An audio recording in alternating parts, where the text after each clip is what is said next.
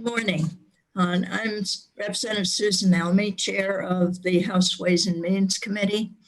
As Chair, I find that due to the state of emergency declared by the Governor as the result of the COVID-19 pandemic, and in accordance with the Governor's Emergency Order number 12 pursuant to Executive Order 2020-04, this public body is authorized to meet electronically. I'm Representative Susan Almy, Chair of the House Ways and Means Committee. What is this? Chair, I find that. Oh dear. Can we stop recording till we figure out why we've got an echo, a very strange kind of echo? I recommend you muting everybody except for the chairwoman right now. Would. Yeah, I apologize. It was the YouTube recording. It must have been caught. But I'll mute all except you right now, Representative Almy. Thank you.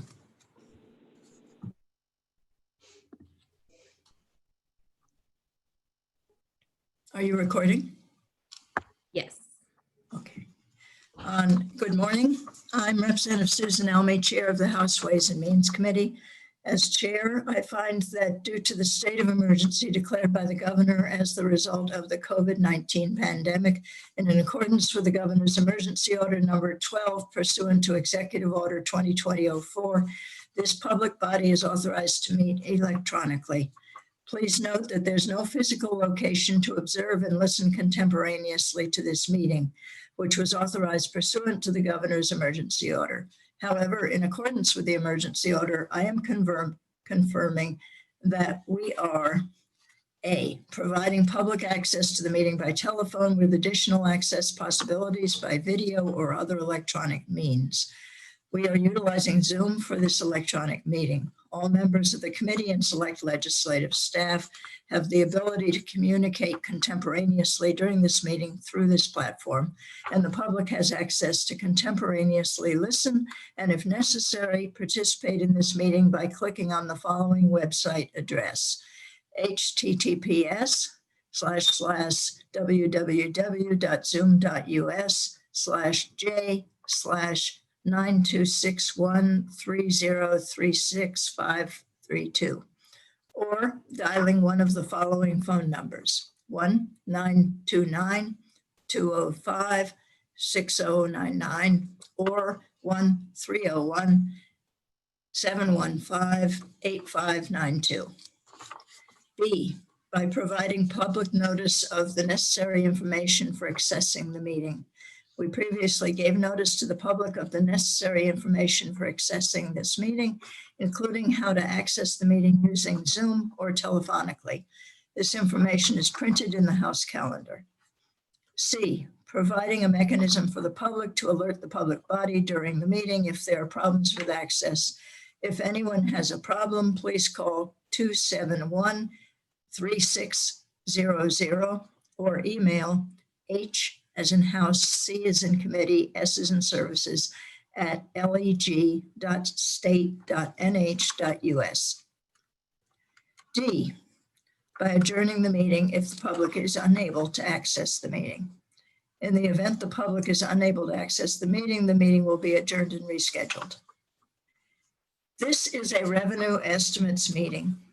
The legislative revenue estimates, by a tradition that was developed in the early 1970s, are handled differently from regular legislation. They end up as a House resolution, which never leaves the House. Usually the resolution finishes each year dying on the table, but it forms the sense of the House as to where the state's revenues will end up and provides a measure of how bad or good our revenues are, whether we need to cut spending or take other preventive measures or have extra money for new ideas, growing needs, or savings. When the Senate considers these issues, it usually starts from the House estimates, and they are inserted mostly intact into budget bills. As conditions change, the Ways and Means Committee reconsiders the estimates, puts up a new bill or takes the old one off the table, amends it, and then puts it back on the table. Because of this scenario, we do not start with a drafted resolution today. This is the second year. The first one died on the table. We start with prior year's revenues, agency reports, research, economists, chambers of commerce, and our own personal experiences and training.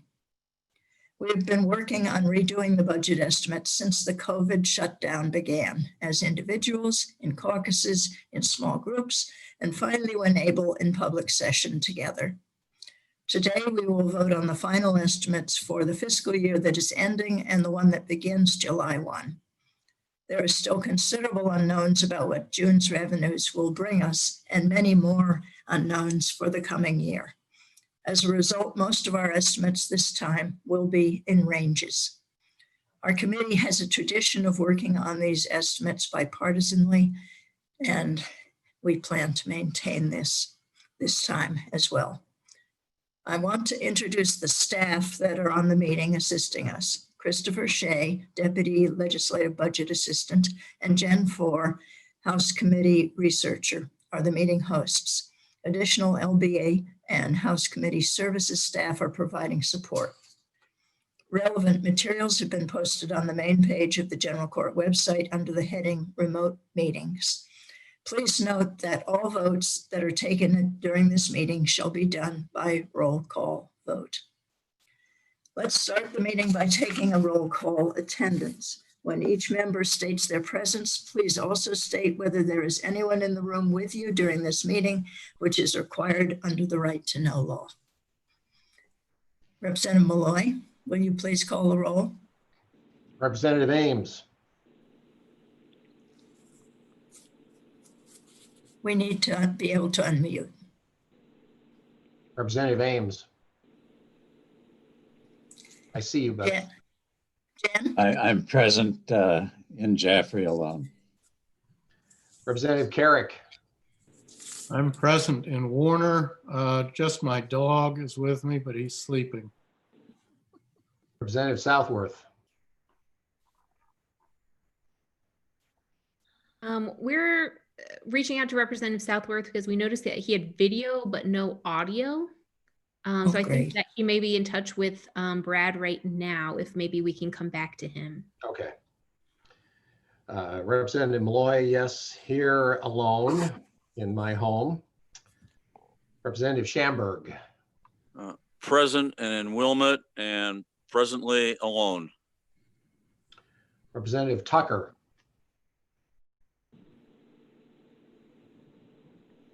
I can see, but I did not hear. I wasn't unmuted. I'm in Randolph alone. Thank you. Representative Bunker. Present in Exeter by myself. Meeting Representative connecting because Barlow. your internet connection is unstable. Oh dear. I suppose they could be working on a power line. Representative Southworth, you're in public view at the moment. Okay, not on my screen. And I don't No, But no. I am in Dover alone. Thank you. I meant the audio. Representative Gamarlo. Here in Swansea by myself. Representative Griffith. Not here. Representative Griffith is absent. Representative Lockman. Representative Lockman is absent. Representative Stringham. I'm in Lincoln by myself and I'm here. Representative Major. I'm here by myself in Plastow. Representative Griffin. I'm here in Wyndham alone. Representative Ullery. I'm here in Hudson alone. Representative Abrami. I see you, but I did not hear an answer. He's mute there. I was muted. I'm here in Stratham alone. Thank you. It looks like Representative Lang. Representative Lang, I am traveling in upstate New York and I am alone. Representative Doucette. Present Salem alone. Representative Edwards. I'm in Auburn, and my wife will be moving in and out of the room in background, and 2 dogs. I'll keep them quiet. Representative Burstein. I'm in beautiful Nottingham, New Hampshire by myself. Representative Almy. And I am in beautiful Lebanon, New Hampshire, and alone. 18, I count 18 present, 2 absent. Thank you. And one of us has fallen off again, but we'll hope that he gets back. Okay, so we are going to have a couple of changes from the way we've been doing things before. For those of you who weren't here before we started on this, we are going to have to do a vote on every single revenue option that we consider on and decide to take a vote on. So it's going to take quite some time probably to get through some of these, particularly the business taxes and the meals and rooms tax, which are fairly far apart. And on what we'd like to do first is to take 10, I believe it's 10 at this point, revenues and fill them in on the chart with a split screen that Chris Shea will put up one by one, and then see if everybody is willing to take a joint vote on those and get them out of the way. Does anybody have an objection to that procedure? I think it sounds highly well organized, and I'm grateful for your efforts. And I'm sure Representative Majors too. Yes, Representative Major and I, though I just realized this problem this morning, but we discussed it a bit. So on Chris Shea, would you split the screen and put up the revenue estimate spreadsheet? And I'll list off one by one and we can go to those and fill them in. Okay, you should see it now. Mm-hmm. So Representative Major, would you like to start the filling in of this?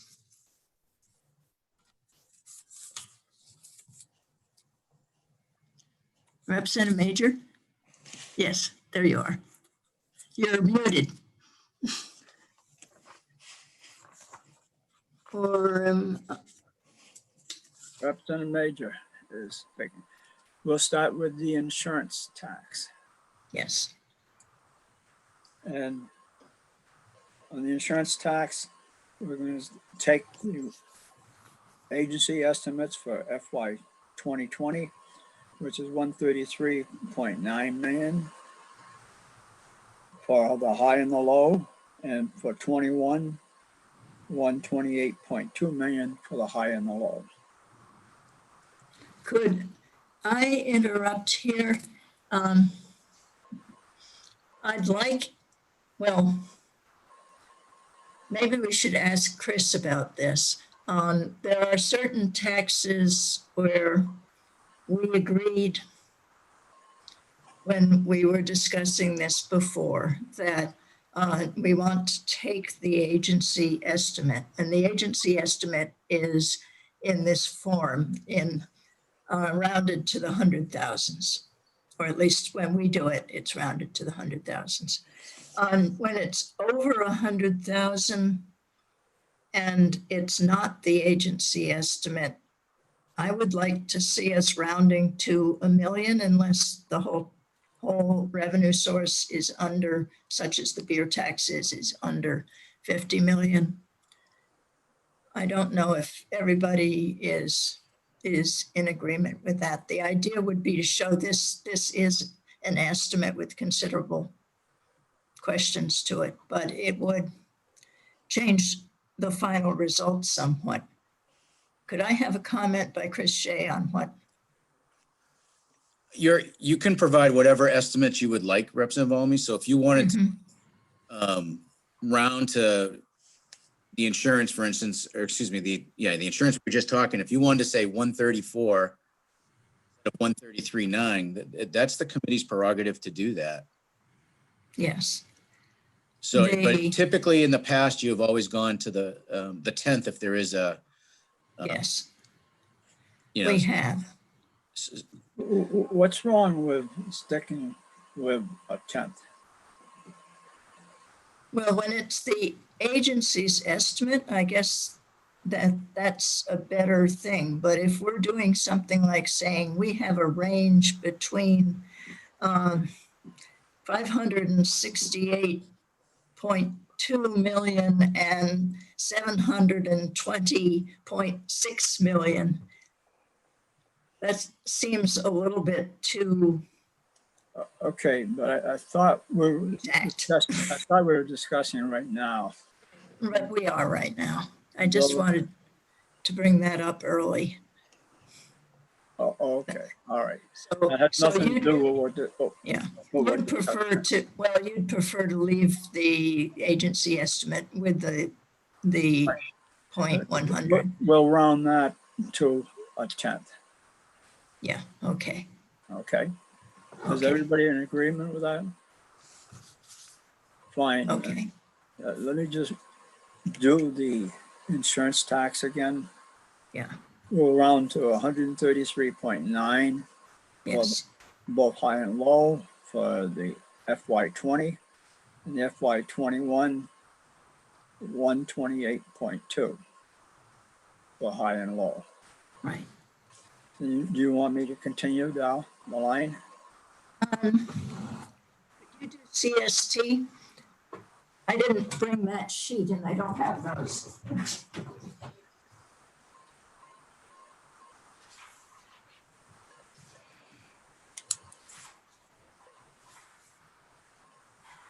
I'll wait till Susan comes back. Oh, you're gonna wait? Okay. I have the sheet that has the ones we agreed on to now. So why don't we just go back and forth. The next one is the communication services tax, that's G. And the house estimate is 39.7 for the first year, high and low, and 38.8 million for the second year, high and low. Unless there's any objections, we'll just continue. Yes. So. Representative Abrami has his hand raised. I'm not sure if what he needs. Oh, yes, Representative Abrami. Representative Abrami, do you want to unmute and tell us what your hand's about? I was still muted, I'm sorry. No, my hand's been up for a while, not to do with this rounding thing. But on some of these, we are gonna have ranges, correct? Yes. Okay. Yes, these are the ones that essentially we were agreeing with them because the agency suggested them as single numbers. And all of us seem to think that the number was as reasonable as we were going to get. They're taxes that are, or revenue sources that are usually pretty well estimated by the agency, can be estimated easily by the agency. All right, fine. By the way, I agree. When we get to fish and game and like, we should probably go out 2 decimals, but that's just my opinion. Okay. But we're on those revenues that we're agreeing with the agencies. Right. And none of these have ranges. And what we want to do is discuss them all at the same time, like a consensus agenda. Yes. So the next one. let me see, we've done,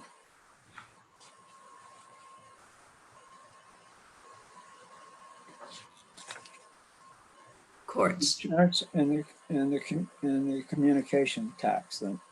Next I one- did the communications tax and you do the courts. Okay. The court came in at 12.35. I would recommend 12.4 for high and low range for FY20 and 8.0 for the high range, the low range for 21 and 9.0 for the high range for 21. 9.1 would be the rounding.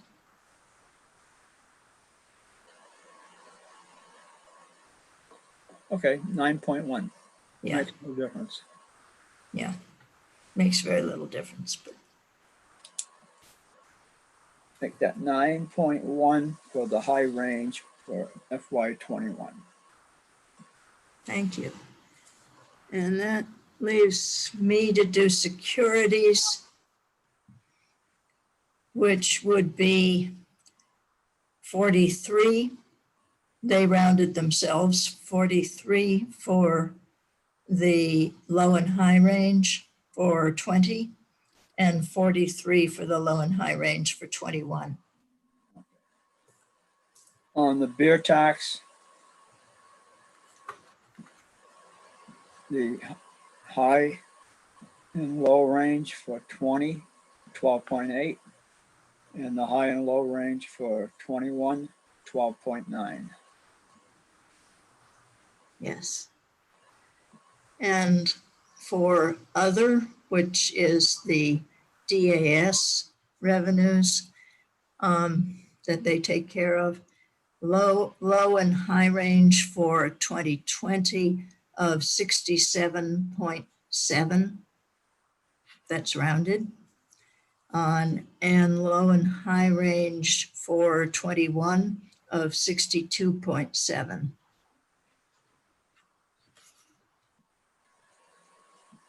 And then we skip to tobacco settlement.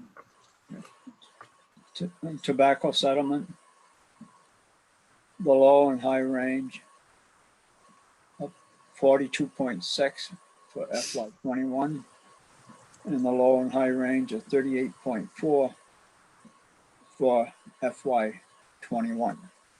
So the first one was 42.6 for 20. FY20, right? Yes. And 38.4 for 21. Sorry about that. Yeah. It's easy to lose your place in these things. And utility property tax, 41.8 low and high for 20. And 41.9 low and high for 21. The statewide property tax, 363.2 million for the low and high for FY20, and 363.1 million for the low and high for FY21. And Medicaid recoveries, 3.2 million low and high for 20, and 3 million even for FY21 low and high. Now we act like a consensus calendar. Does anyone have an objection to leaving all of these things on our little consensus calendar? Don't see anybody raising their hand to talk. So the clerk will call the roll on votes for the revenues for 20 and 21 on insurance, communication services tax, courts, securities, beer, other, tobacco settlement, utility property tax, statewide property tax, and recoveries. Representative Ames.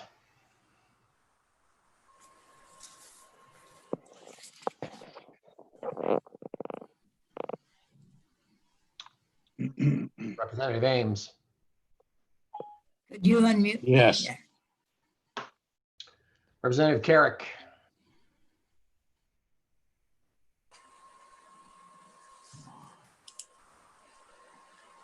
I'm not hearing anything from Representative Carrick. I'm not seeing Representative Carrick. Did he get lost again? Yeah, it looks like we might have lost him. Let me check the attendees list and make sure he's not there.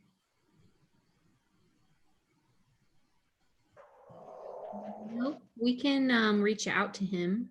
Yes, please do that. I don't think we need to wait though. Okay. Representative Southworth.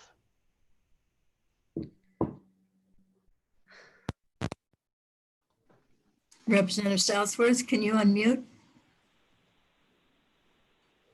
I got him.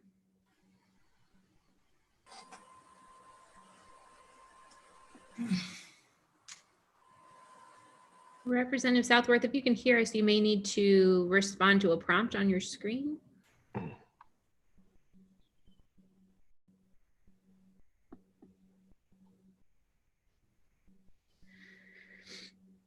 Oh dear. Oh dear. This is working well today. Is Brad already reaching out to Representative Carrick? I believe so. We'll add Representative Southworth to the list because I'm asking him to unmute and he's not. And it's not happening, yes. Oh, Representative Malloy. Yes. Representative Schamberg. Yes. Representative Tucker. Yes. Representative Bunker. Yes. Representative Gamarlo. yes. Representative Griffith. Not. He's not here. Representative Lockman. He's not here. Representative Stringham. Yes. Representative Major. Yes. Representative Griffin.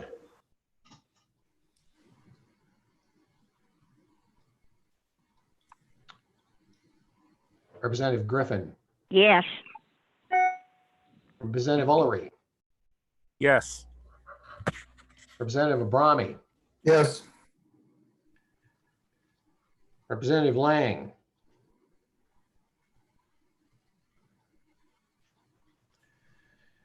Representative Doucette. Yes. Did Representative Lang respond? Representative Lang. I've not heard anything. No. He's not muted.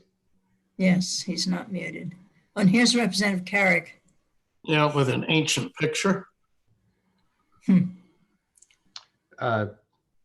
Representative Carrick, do you vote yes or no on the Yes. consent? Thank you. Okay, thank you. Representative Edwards. Yes. Representative Burstein. Yes. Okay, I think we're set for now. Representative, I'm going to call on Southworth again, Representative Southworth. Could you call on Representative Lang again? And Representative Lang.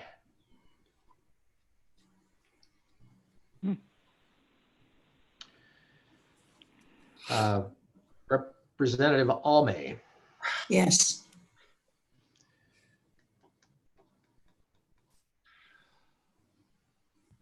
We have 16 yes, 2 absent, and 2 unable.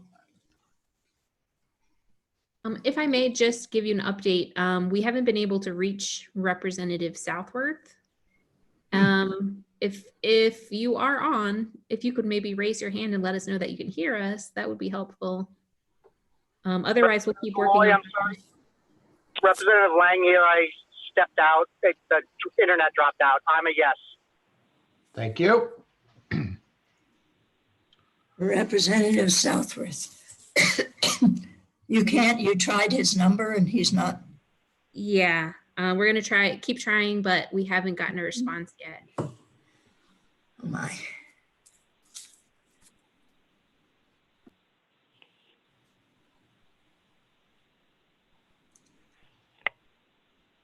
Okay. So the vote being 17-0, our consent calendar consisting of the revenues for insurance, communication services tax, court securities, beer, other tobacco settlement, utility property tax, statewide property tax, and recoveries passes. So now we will go on to discuss the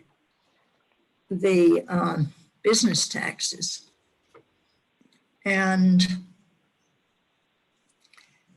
we are, it sounds like we're sort of in, we are at least overlapping a fair amount, let's put it that way. And what we're going to have to do is suggest a couple of alternatives and then discuss them, and then see if we want to add a third or more, or yet another alternative, and vote on all of those and see if we can get to a vote that has the majority of the people present for one of them. And the one that has the most votes. It's somewhat like what we do with our usual straw votes, but it's going to take longer. So I would like to start out by recommending a range for business taxes for the year 20, and I think we should do 20 and 21 separately on this one. On the year 20 of 678 million to 722 million. And we are using rounding to the million mark because we're talking about very large amounts of money and huge amounts of uncertainty. So 678 low to 722 high. And if you can all note those down, because I don't think Chris is going to want to put in individual, he doesn't have a place to put in options. So Representative Major, would you like to represent a range? 420? You're muted. There you go. Okay. Range for 20 for the business taxes, 636 to 716. Oh, right. I'm looking at I guess I'm looking at an old sheet. 636 to 716. Yes. Yes. Representative Almy, Yes. on the share screen, are you able to see below where I've added your range and Representative Major's range? Oh, very good. Thank you very much. Everybody can see that, right? So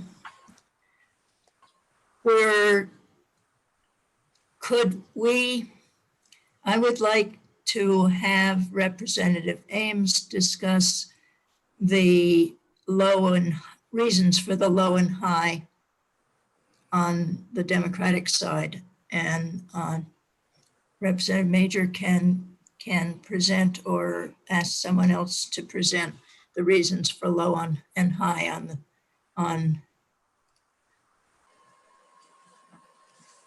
the Republican side, and see if we can come up with a joint alternative. Okay. Representative Ames? Yeah, go ahead. Okay, I hadn't been anticipated being called on in this manner, but I'll do my best. Well, if you want, I could. So no, that's fine. I want to start by saying that we're dealing with tremendous uncertainty.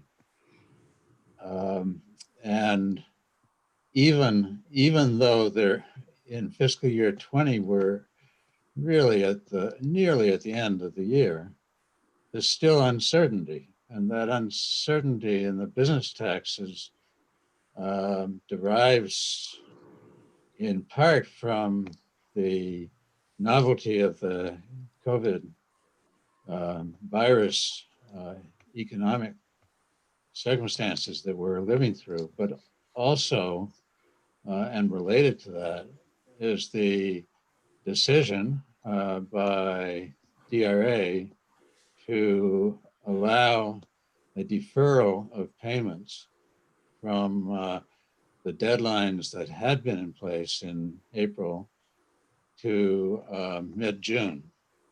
So a couple of weeks from now, payments will have come in that ordinarily would come in April. And those payments will make all the difference. They will shed a lot of light on this situation we're talking about right now, the FY20 situation. So that being said, what we know about business taxes historically is that a big chunk of in fact, almost all of the payments in June, the revenues that come in from the business taxes in June, are estimated payments on the expected tax that will be due at the end of the year. These are we call them estimates. And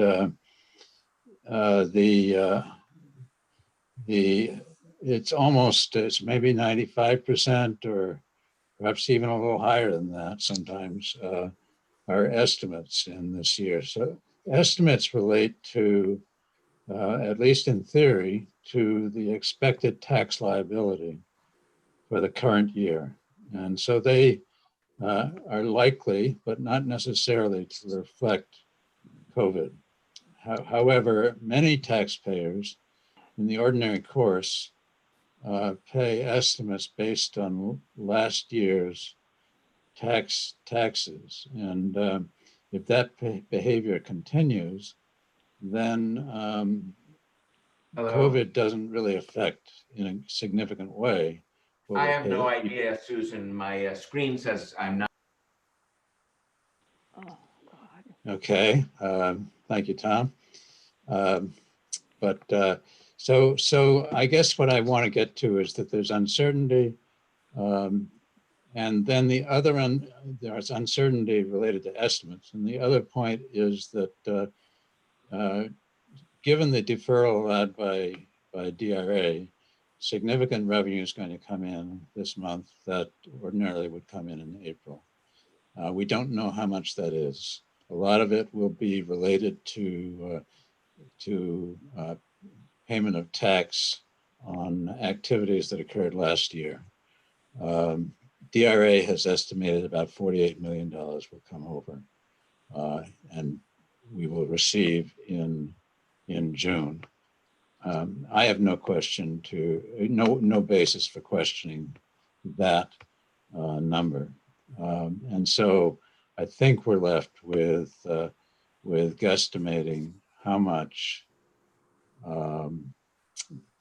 of the usual estimates will be paid in June. Perhaps also we need to question the $48 million that DRA is estimating will come over, and perhaps some taxpayers simply won't pay because of the circumstances they're in. So given all of that, the low range that I'm talking about is what is it? It's 636. I'm sorry. No, I'm getting confused here. 678. And that is essentially what DRA has estimated at the low. And we think that's about as low as it could possibly go. So that's why we put that in. I'll be interested to hear what the basis for the lower number of 636 is in the other proposal. On the high end, 722 represents an assumption that all of the DRA's estimated revenue from April will in fact flow over into and be received in June. So the April revenues would be, we'd get an add-on of about $48 million. And then the additional money that we see coming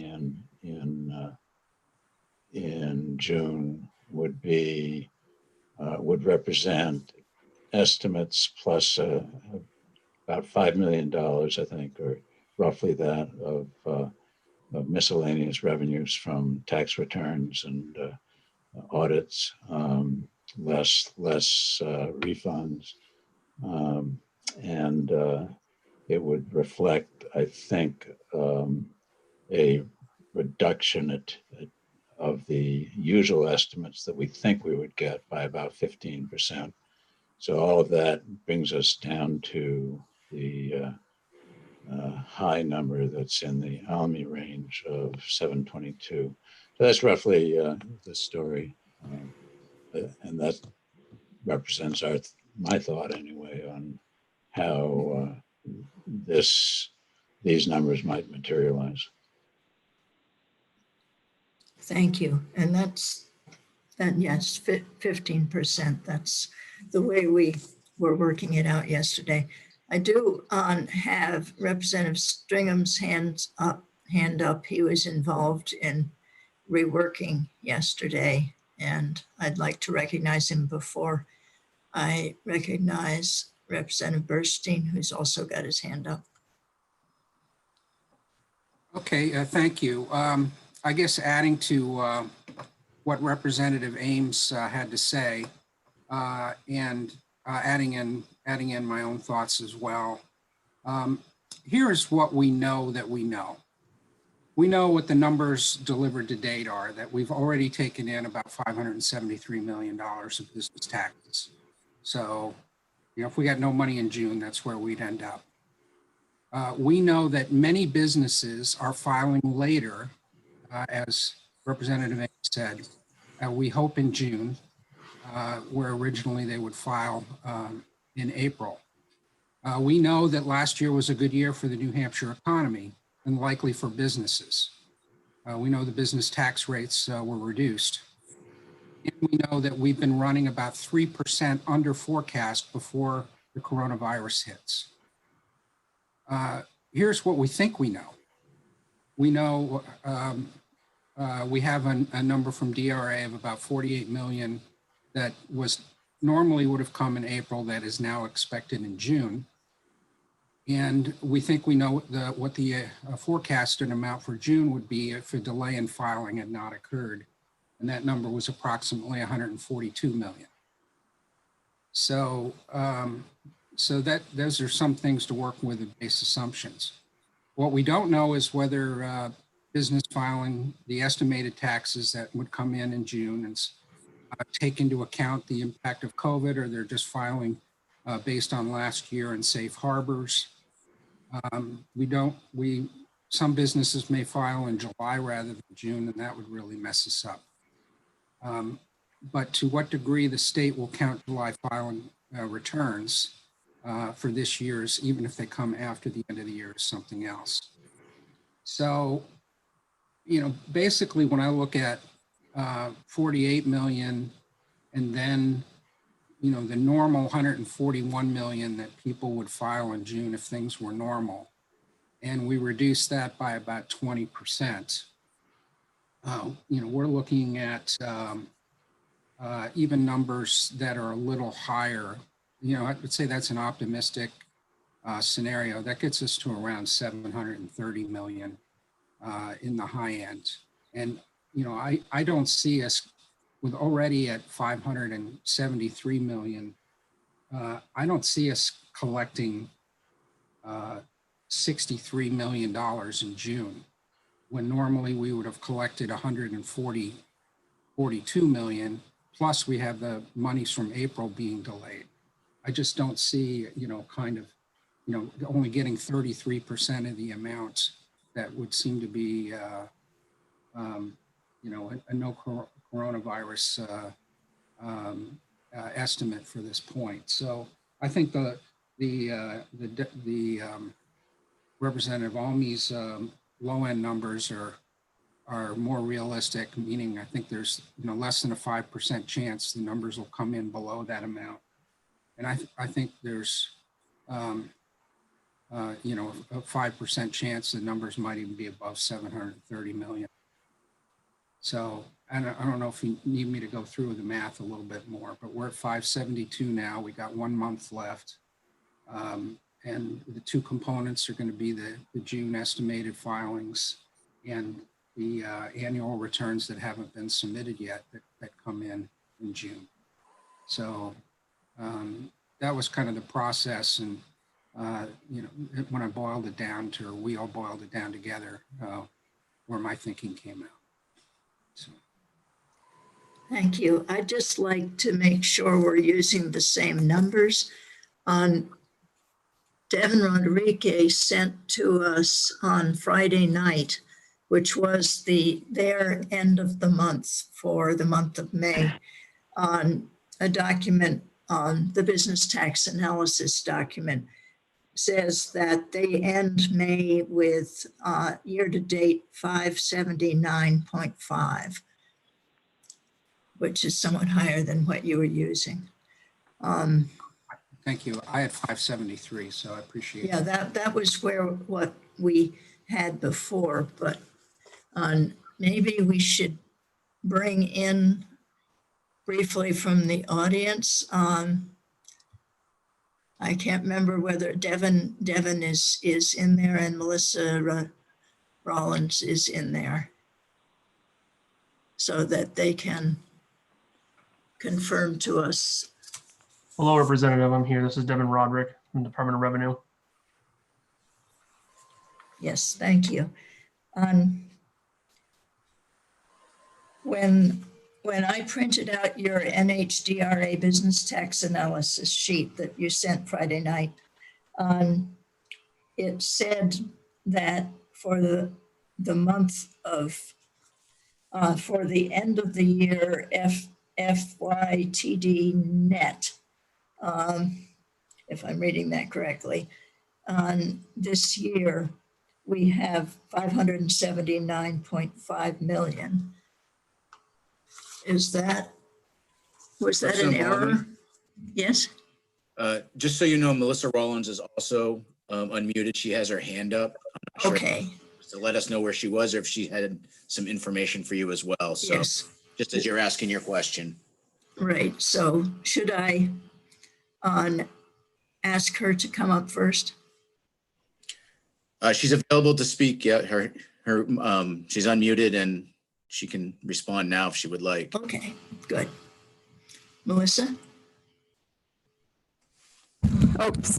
There. Can you hear me okay? Yes. Sure.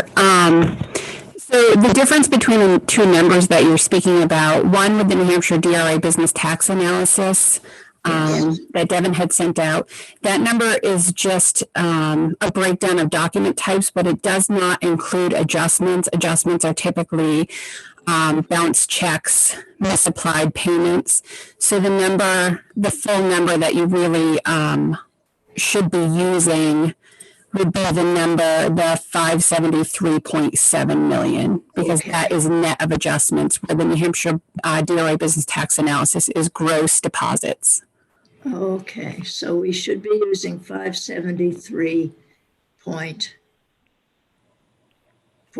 what? 0.7. 0.7, thank you. And that's the number from the FY20 DRA daily cash revenue report that is sent along with the monthly reports on Friday. Mm-hmm. Okay, that's good. So This is putative adjustments that you normally get, bounce checks and something else that I missed. Yeah, misapplied payments. Misapplied payments that have to come out. Correct. Okay, so our number is approximately 6 million higher for the high end if we calculate it the way we calculated it yesterday, which was to take the June 19 estimate payments, which were 105.9, add 5% for all the other money that comes in and out, and then take a 15% loss of estimate payments in 2020 June, bringing it down to 94.5 million, and then adding the 48.2 million on, which would give us a June total of 142.7 million and a high estimate on which has to go down 5.8 at this point of 17 million.4 on Representative Stringham's estimate going up to 730. I'm not quite sure how he got to that using a 20% loss. But the 20% loss when I had calculated it out, as I recall, was another 3 or 4 million, something like that. So we want to, Alan, do you want to talk before Norm talks? Representative Burstein. I'll defer to Representative Major before I make my comments. Many of my comments were already addressed by Representative Stringham, but let me let Norm step in line ahead of me. Thanks. Right. And Representative Abrami has put his hand up. Do you want to? Can I? Representative Major, would you like to start? Yeah, I'm here. Again, I thought we were being unmuted from afar, but looks like we have to keep on unmuting ourselves. Yes. So my only thought is, your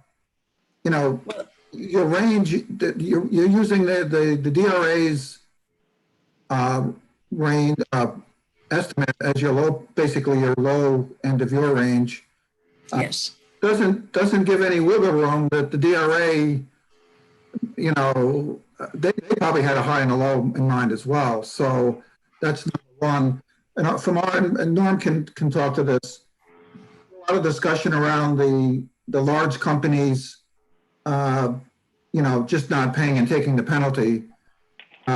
Then we had the discussion about whether or not when the audit's done at the end of the, that their adjustments would take some of that revenue, put it where it should be. And so that's kind of where we were at. It seems like we're in agreement on the high end. Well, maybe we're not. It's just a low end that we didn't want to hedge that much that it was going to be that rosy, but okay. So I'll let Norm follow up. Yeah, one thing that hasn't been mentioned, and that is due to the pandemic, most of your businesses are hurting, your big businesses as well as small businesses. And what's keeping them afloat is to be able to have cash. And my feeling is they're going to hold on to their cash as long as possible in order to be able to survive. This hasn't been taken into account yet. And that's one of the factors that we're down to the 636.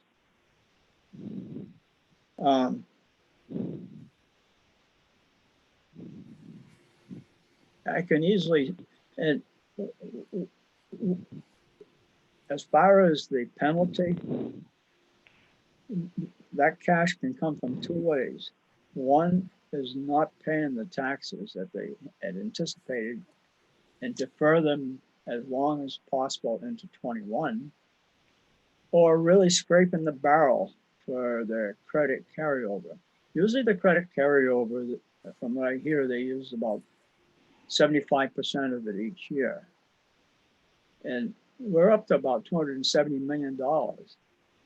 So, and 25% of that is about better than $60 million. And if they able to scrape up half of that, 30 million, they will be doing that. And then that's on the basis of contributing to our lower number. Thank you. Could we hear again from Melissa about on the idea that the credit on, clarify for us exactly what the credit carry forward is. Does it include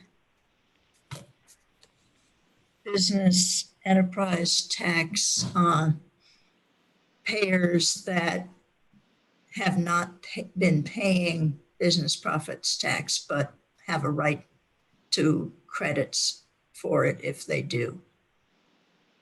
Sure. So what the credit carryover is it's taxpayers who overpaid their tax liability in a prior year. So when a taxpayer overpays their tax liability, they can take it in two ways. They can either request a refund or they can have that money flow into the next period, and that's called a credit, or what we term as a credit carryover. It's reported on their business summary, so it's not attributable necessarily to BET or BPT. They can use it to offset either one of those taxes. And like I said, they can carry it over to be used on the next year. Like Representative Major said, we did an analysis just recently to see how much of that is utilized every year. And there's a pretty consistent trend that about 75% is utilized. About 6% is refunded, leaving about 19% as sort of a potential liability. And of course, that can fluctuate each year slightly with refund requests. Right. And that's just one part of the need for extra cash, is drain the credit carryover that they can possibly do. And the other is to defer the taxes into 2021. If they're deferred far enough, that it isn't going to be brought back into 2020. That would be a deferral till September. Yes. Yes. And they need but to they would be paying substantial penalties and interest at that point. But their goal is to stay alive. Yes. So, and you haven't been talking about the net operating loss, which we have more difficulty with still, I believe, with estimating how much is out there. The net operating loss is really going to hit us next year, 2021. That would seem to me to be more likely to be used, because there must be some reason that these businesses are not using that final 19% each year, unless they were really worried about a recession starting. Now. That 19% was with credit carry. Yeah. Yeah, because 6% goes back in refunds. Okay, but that has nothing to do with net operating loss. No, I'm just saying that the net operating losses is, we don't know how much it is, but it's pretty concrete that it's there. And that the biggest businesses can save up to $10 million to be paying off things. You know, we both have good reasons for our numbers. Yes. We both worked them. Right. So in order to go forward, I think it's come the time that I think we both kind of agree towards the high end. Our disagreement is on the low end. Yes. And so now is the time to negotiate. Yeah. Tom Schamberg has his hand up. I don't know if he has a question about what we're talking about. I'll be right back in a minute. Yes, I do, Madam Chair. Between what we've already heard, and I think Norm has just brought it up, is there a middle point that we can come to on the low end here? We're $42 million. That's what he's talking about doing. One of the reasons that we picked the low end as the agency's estimate is that it seemed to us, looking at the various recommendations, that they were being they are not used to giving us single numbers. They're used to giving us ranges. But I presume they were asked by the governor for single numbers, and then they passed them on to us. And it seemed to us that they were being risk averse in those single numbers and taking their low end. I don't know if they would be willing to talk about that or not. If Melissa would want to say anything about how they picked a single number, whether they were heading towards the midpoint or they were heading towards the bottom, so that they wouldn't have to later say, oh, it's less than that. Thank you for the question, Representative Almy. I think we just looked at it completely different this year than we typically did. I think Commissioner Stepp had sort of alluded to this, that there's so many different scenarios that we could have picked, and we just sort of tried to go and identify what we thought would happen based on the data that we had already received and looking at each individual payment type by fiscal year. And that's how we got to the number. There could be wiggle room on either side of that number. Of course, we've never been through a pandemic before. So we're all just trying to use the best data that we have to get to where we got to. Thank you. So you'd consider that not a risk-averse bottom number? No, I don't think we looked at this as this was our risk-averse bottom number. I think this is where we just looked at, this is where we thought they would come in at. Yeah. Okay. So could we agree on let me try a compromise here, which would be, it's going to be quite a large range, but I think that this situation probably requires it. Can we try? Representative Almy, you have Representative Tucker who has her hand up. Representative Tucker. Representative Tucker? Yes, you're apparently about to come up with a number, but I was going to suggest 650 as a. You're fading out. I was going to recommend 650 as the number. 650 as a compromise. Because for the lower number. The lower number, yes.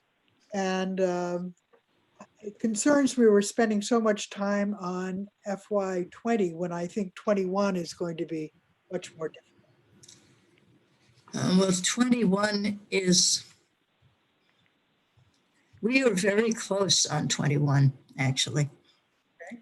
And I don't know what the methodology is used on the other side, where we've had to develop these in. Anyway, that was my suggestion as a compromise.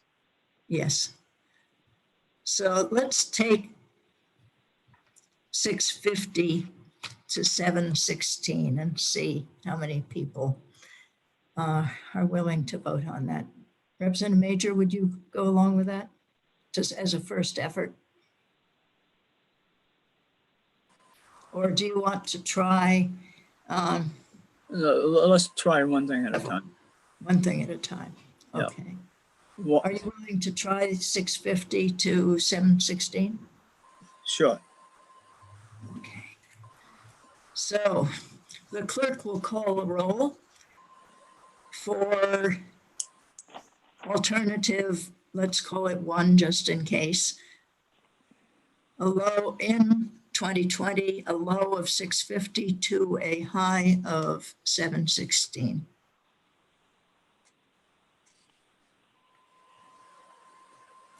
Yes. I'm making a note on my sheet here of that particular one because we're going to I'll fill out a separate vote sheet for each one of these proposals. So we'll have it all documented, yeah. So for alternative 1 that we've just talked about, Representative Ames. No. Representative Carrick. Yes. Representative Southworth. Yes. Clerk, Representative Malloy, yes. Representative Schamberg. No. Representative Tucker. Yes. Representative Bunker. Yes. Representative Gamarlo. No.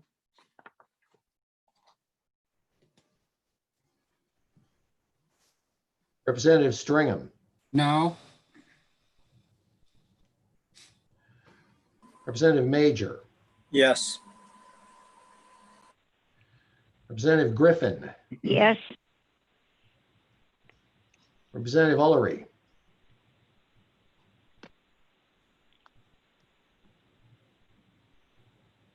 Representative. There we go. Yes. Representative Abrami. Yes. Representative Lang.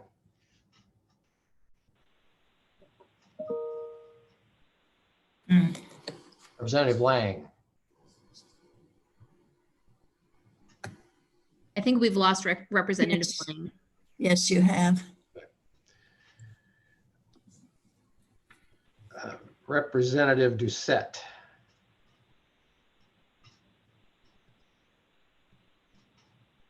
Yes. Representative Edwards. Yes. Representative Burstein. Yes. Representative Alme. Yes. Vote is 13 yes, 4 no, and 1 not voting. Thank you. It looks like we can go with that one. The vote being 13-4. We'll go with 650 to 716 for the first year. The second year, we have 2 ranges. One, I am proposing from 580 to 656. And the other, Representative Major is proposing from 574 to 653.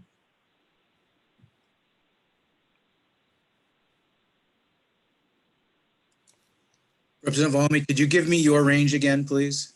580 to 656.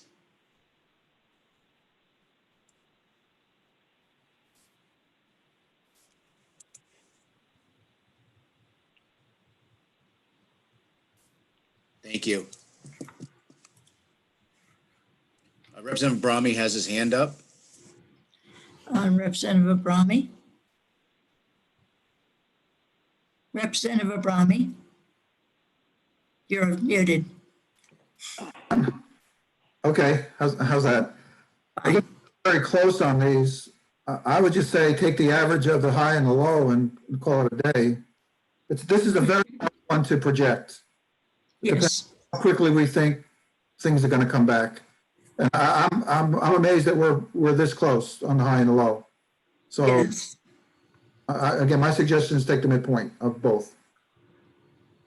Yes, we essentially took a little bit larger range than you did, but I think we each respected the agency's attempt to estimate this as a midpoint. So you're suggesting on 577 to, how about 655? Close enough, that's fine.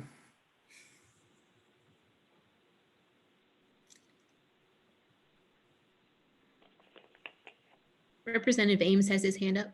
Representative Ames?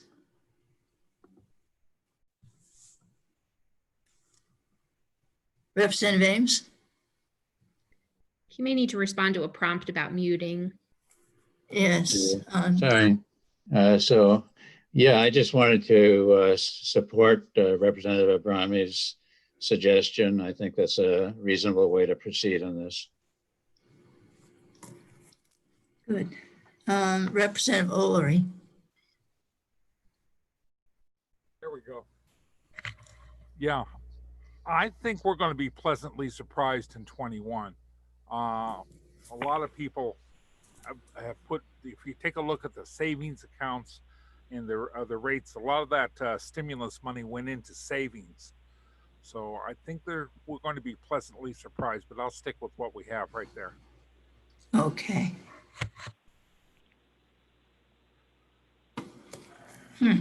I thought the stimulus money was required to be spent. And actually, they didn't call it stimulus, did they? They called it survival.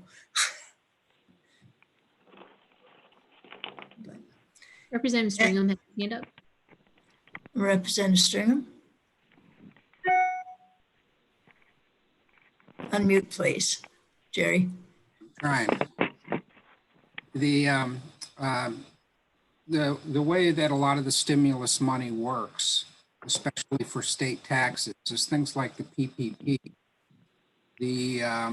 For federal taxes, the PPP money they receive is not taxable, but the expenditures that turn it into a grant on largely on payroll are still deductible from the income. However, our best understanding, and without a change in the law, is that the PP money they receive will be taxable for state business taxes, even though it's not taxable for federal income tax for the businesses. So they both, and businesses that are doing well, like law firms that got some PPP money, or certain other businesses may have not seen much of a decline, have actually still received PPP money, still had pretty much the same amount of income and a similar amount of expenses. So they're actually going to see a little bit of a boost in their business income for business profits tax purposes. And that'll be part of this second year of the biennium calculation. I mean, it's not true for everyone. And there's obviously a lot of businesses, that are severely bottom line hurt. But a lot of this stimulus money is not, purely offsetting new costs or lost profits for the businesses. And it may actually fill in some of, overall the gap in lost profit that we saw. I mean, I couldn't give you a range, but because of the way our business taxes are set up, that may buffer a little bit of, or a significant portion of the hit that we would have seen this year. So, so when you talk about whether the stimulus money, following up on Representative Ulrich's comments, I would have to say I agree with that sentiment. Maybe using a slightly different rationale.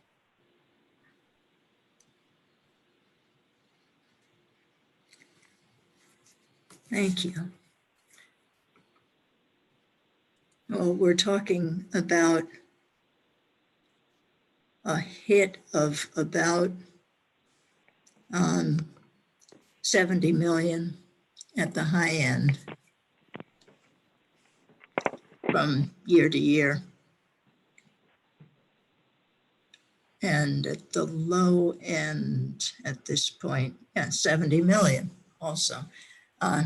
Well, a little bit, change off 3 million in each case. So from year to year based on what happens in 20 that we tax in 21. So does anyone want to change the 577 to 655 for the second year on this basis, or just Representative Verstein had his hand up. No, just went down. All set. Oh, okay. No, it's back up. Back up again. Representative Burstein. Yeah, I interpreted Jordan's comments I didn't interpret it as the business sector was saving. I think an article came across my news feed this week that the April savings rate among consumers, among the taxpayer, was 33%, and that was a record savings rate for any month in U.S. history. And I interpreted Jordan's comments, Representative Ulrich's comments, to be focusing on the consumer or the taxpayer. He wasn't talking about the business stimulus. I think he was talking about the $1,200 check.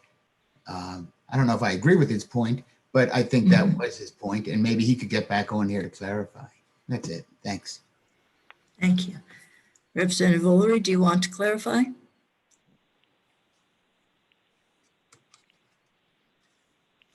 No. And then Representative Griffith.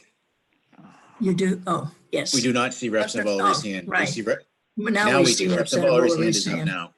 Yes. Representative Ulrich. This is a pain. Yes, Alan was correct. I was referring to the $1,200 savings and the 33% rate. And then once people are allowed to get out and get around and start doing things, I think we'll see a boost in meals and rooms and the business taxes, as well as the entire economy, the entire society actually starts getting active and starts going again, and will come back with a bigger boom than it has. But again, 70 million, I don't know if we're going to take that big of a hit or not for the second year, but we'll let it ride. Thank you. Representative Tucker.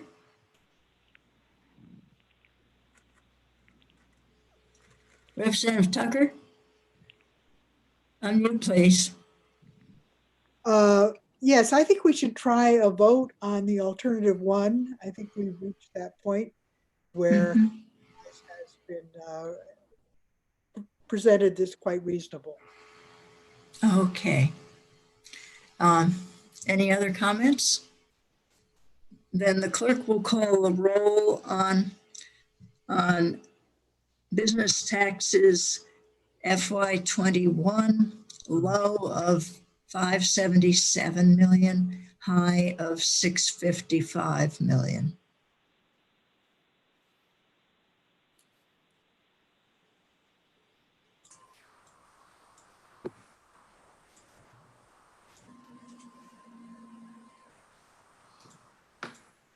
Okay, there we go. This is for the vote on the vote of the low of 577 million to the high of 655 million for FY 2021. Representative Ames, Yes. Representative Carrick, Yes. Representative Southworth, Yes. clerk votes yes. Representative Schamberg, Yes. Representative Tucker, Yeah, Representative Bunker, Yes. Representative Gamarlo. Yes. Speak up, please. Yes. Thank you. Representative Stringham, No. Representative Major, Yes. Representative Griffin, Yes. Representative Ullery, Yes. Representative Abrami, Yes. Representative Lang, Representative Doucette, Looks, Yes. Representative Edwards, Yes. Representative Burstein, Yes. Representative Almy. yes. Vote is 16 yes, 1 no, and 1 not voting. Thank you. The vote being 16-1 on the recommendation of 577 million for a low number and 655 for a high number for business taxes in FY21 passes. And will get entered. Okay. We also have a considerable range for the meals and rooms taxes in the second year. In the first year, what we are looking at I am proposing a range of 321 to 323. This tax is mostly in at this point. And on Representative Major? Do we have Representative Major on right now? Yes. Okay. For the 2020, we're going to stick with the agency's number, 318.6. 0.6. And then for the second year, we have a low of 320.2. We haven't gotten to that one yet. Okay. All right. So the I'm trying to remember here, the agency estimate, I believe, is 318.6, and they revised it partway through our process. They revised it, I think, just before the weekend, actually. Yeah, they revised it to 318.6. Yes. And before that, they were at 321 to 323, or rather they were at 322.3 or something like that, I forget. So could perhaps we listen to Melissa Rollins talk to us about why they revised it?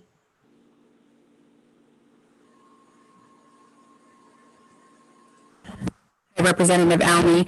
The revision was just due to an adjustment to the formula. When looking at our presentation, we had done an adjustment to the months based on the COVID-19 results, as well as an economic adjustment to fiscal year 2020 plan. If you remember that economic adjustment, Right. the economic adjustment, that's what the reduction of the 3 million was reducing the economic adjustment, which was how plan was coming in without an effect of COVID-19. But the effect of this, does anybody have the revenue number for what we need in June, what we expect to get in June? You're taking the entire economic adjustment, as I understand it, off the month of June. And I understand why that makes sense in terms of truing up on the business taxes, because they're putting in two estimates at the same time in June, a lot of them. And they're truing up what they did the prior year in their reporting. But taking it off of June when we've already got all the rest of the money in the bank seems a strange way to do it somehow.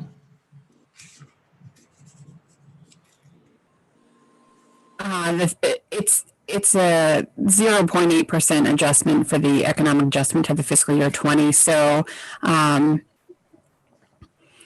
the way that the revenue had flowed in, we just thought there might be an adjustment that might come down a little bit more compared to how plan was. So I think Commissioner Stepp had spoke about how we originally did the plan like we would as if there was no COVID-19 happening. So we made any adjustments that we thought would just typically happen if we were doing a revenue estimate adjustment presentation to you guys at this point, and that would have been the 0.8%, which is the 3 million down for June. And then we looked at what the adjustment would have been for June, which I think we had the 56% adjustment, which was about the 17 million, which was a reduction of with an additional reduction of 3 million. So I think you have some wiggle room there. We know May came in a little bit better than we had anticipated. So again, I think you have some wiggle room. Your low is the 321 to the 318, and I think we would be comfortable with a number somewhere in there. Between 318 and 321. Yeah. Like I said, it's only $3 million that we were talking about. Yes, but what it seems to me you're taking the entire economic adjustment for the year that we've already experienced 11 months of the year and putting it into the final month. And these taxes are collected monthly on the basis of reality rather than in terms of estimates. So, but I still think for June, we would have thought without COVID-19 that we would have fallen below plan. Yes, but by 0.8% in June, not. But disregarding the COVID-19, but the COVID-19 has already shown up in May, which was the April numbers, which were full COVID. Sure, and I think I'm sorry if I misspoke, but the 3 million was spread out when we did our revenue estimates for May, and June, and May came in. But you can feel free to adjust that if you don't think that's correct. We're fine with that. Yeah. Well, how many people are willing to go with, you said 318, but you'd said before 318.6, which rounds up to 319. But we could leave it at 318.6. Are willing to go with that as the low number and 321 is the high number. Representative Abrami has his hand up. on Representative Abrami. as well as Major, Representative Major. Yes, does now as yes, well. I see now. I just wanted to point out, we're only at midpoint to midpoint, even though we don't have a range, we're only 3.4 million apart, which is only a percent. Yeah. It's 220. I'll let Representative Major weigh in. Representative Major. Representative Romney is correct. Why don't we just split the difference? It's not, it'd be less than 1% now. Yes. Can we do a range then? Would you like to propose a range? For this, The first year. For the differences of 2 million, Mm-hmm. I would propose we go to 321, period. Oh, without a range. Right, no range for 20. Okay. Any comments on that? I've got no hands up. So we are talking about fairly small differences at this point. So we have that as a possibility for 20. In 21, we have a much wider difference. Why don't we vote on 20? Okay. So if there is no further discussion on 20, the clerk will call a roll on meals and rooms fiscal year 20 at 321 million.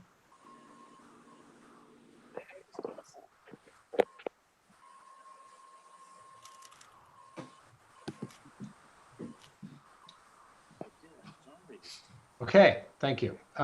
This is for the rooms and meals tax estimate for 2020 at 321 million. Representative Ames. Yes. Representative Carrick. Yes. Representative Southworth. I need to be unmuted. No, you don't. Oh, okay. You are unmuted. Yes. Clerk votes yes. Yes, this is not on. Representative Schamberg. Yes. Representative Tucker. Yes. Representative Bunker. Yes. Representative Gamarlo. Yes. Representative Stringham. Yes. Representative Major. Do it again, Norm. Yes. Representative Griffin. Yes. Representative Ullery. Yes. Representative Abrami. Yes. Representative Lang. Representative Doucette.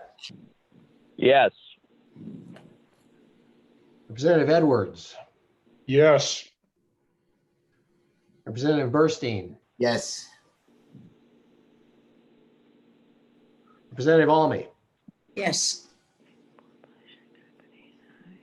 Vote is 17 yes, 0 no, and 1 not voting.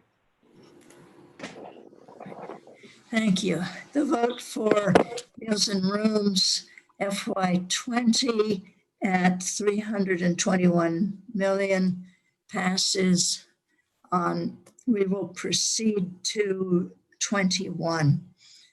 Now, the Democrats on this took the agency number and went down considerably.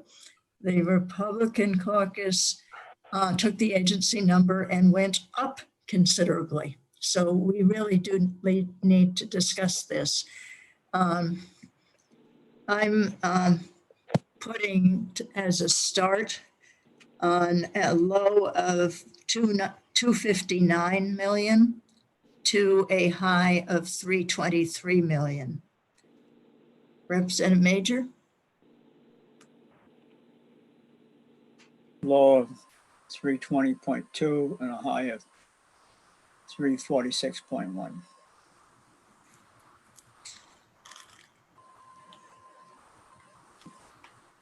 So would you like to start? Or someone on the, that you indicate on the Republican side about how you got to a high of 346? Pat, you want to?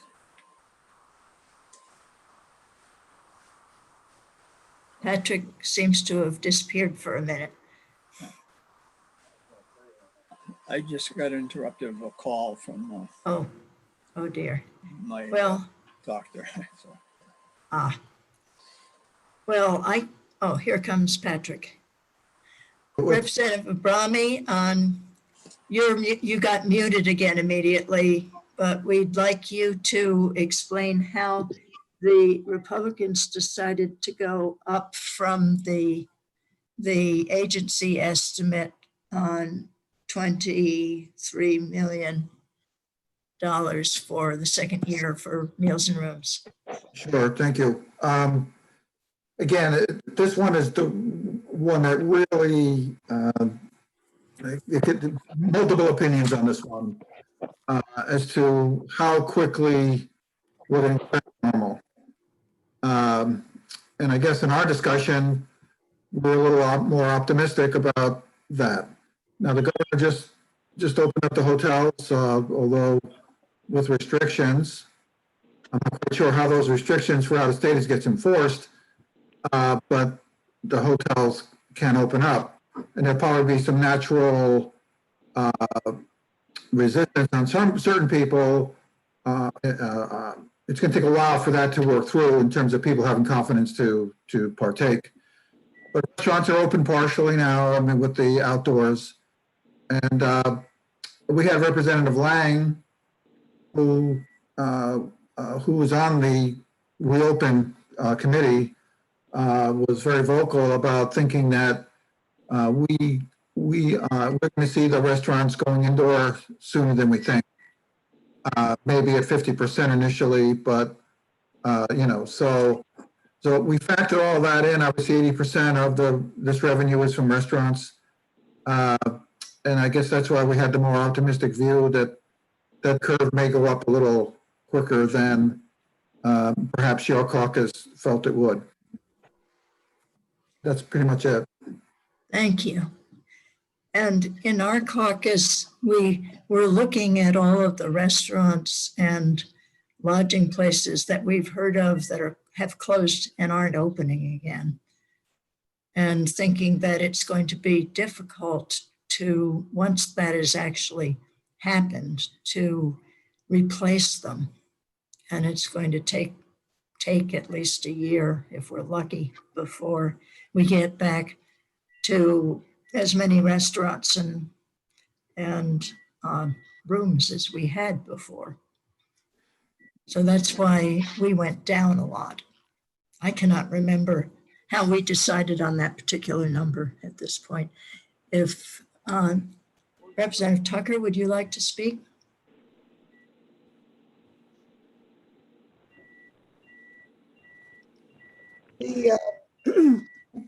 I've certainly been in touch with a number of people who are around, and people are just not going to keep their summer plans. The Lancaster Fair isn't going to be open. All kinds of activities, Jericho State Park, all of these things which are ordinarily draw people from out of state and downstate, up here anyway, are canceled. And I think it's going to be a long time before people see that they can stay at a hotel, eat out. After all, rooms and meals is mostly meals. So drawing people into the state to eat out is a huge factor. Furthermore, I see that people are going to be cautious about spending their money. I can't remember which one of my colleagues talked about the number of people who had saved their checks that came for stimulus. And I think that cautiousness is a natural reaction, probably a good reaction to adversity. So I think being over optimistic is not a good idea. Can I jump in, Susan? Yes, Representative Bromley, and then Yeah. Representative- Okay, our midpoint is still 54 million below original plan, the plan that we did during the budget cycle. So we're hedging too. We know some restaurants aren't going to open, but we also know that, and I think the government's starting to recognize this. I can't speak for the governor, obviously, but my assumption is he's very aware that the longer we wait to open the establishments, the more likely more of them are going to go out of business. So I just throw that out for what it's worth. Thank you. Representative Stringham? Yes, thank you. I kind of agree with the comments. I was just going to throw in the Highland Games, which is the biggest weekend here in Lincoln and Woodstock area. The entire year, it's in late September. It's the biggest Scottish Games in the country is postponed for this year.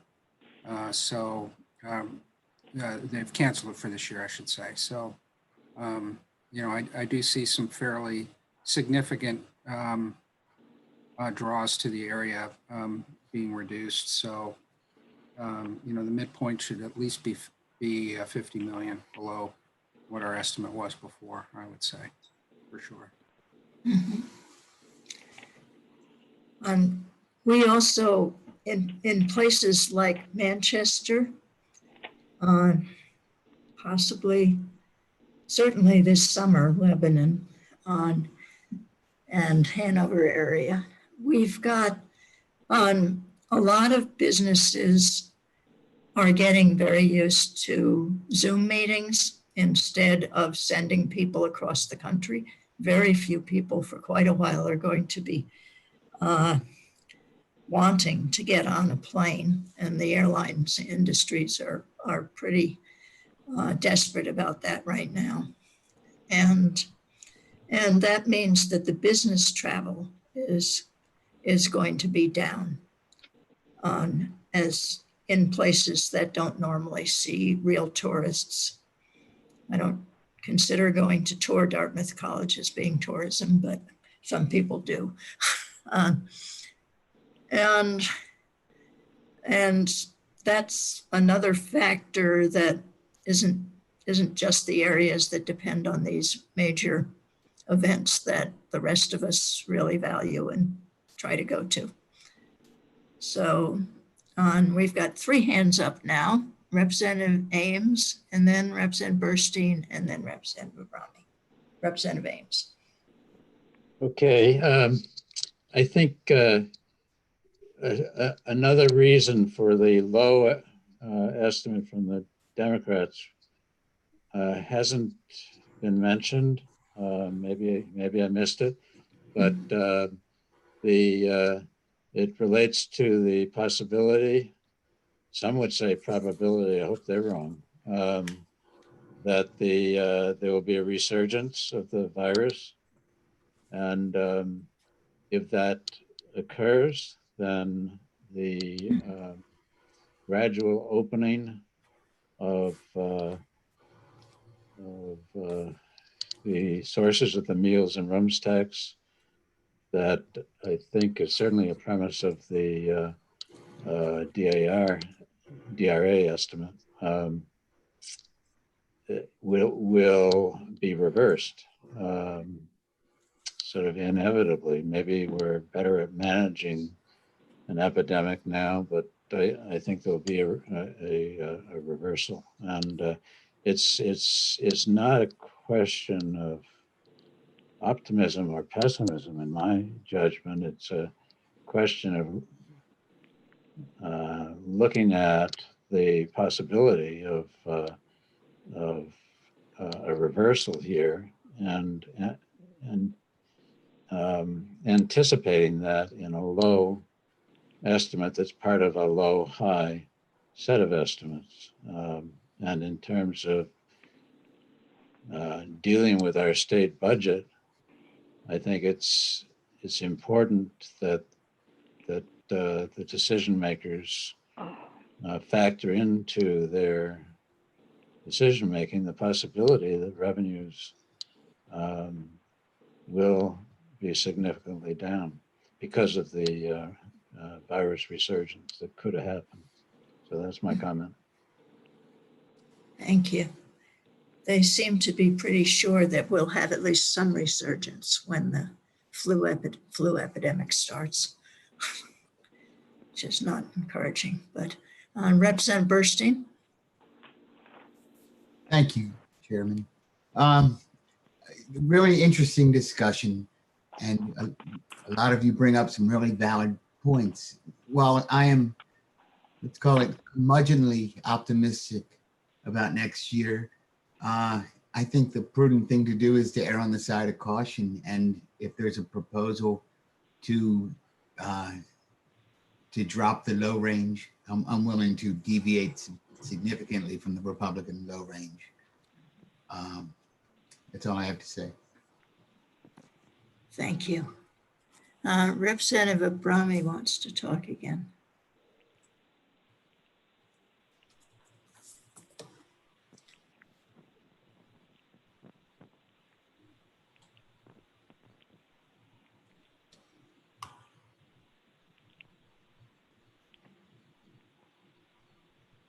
I'm asking Representative Abrami to unmute, but I'm not there.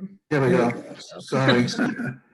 First, it'd be, thank you, Madam Chair. It'd be helpful if Chris could put up our highs of your, Susan, your estimate, the Democratic caucus and the Republican caucus highs and lows. Oh, yeah, he hasn't put them up, has he? No, that'd be very helpful. And Chris, could you put up the Almy highs and lows? So you're not seeing that right now? No, we aren't. All right, hold on a second.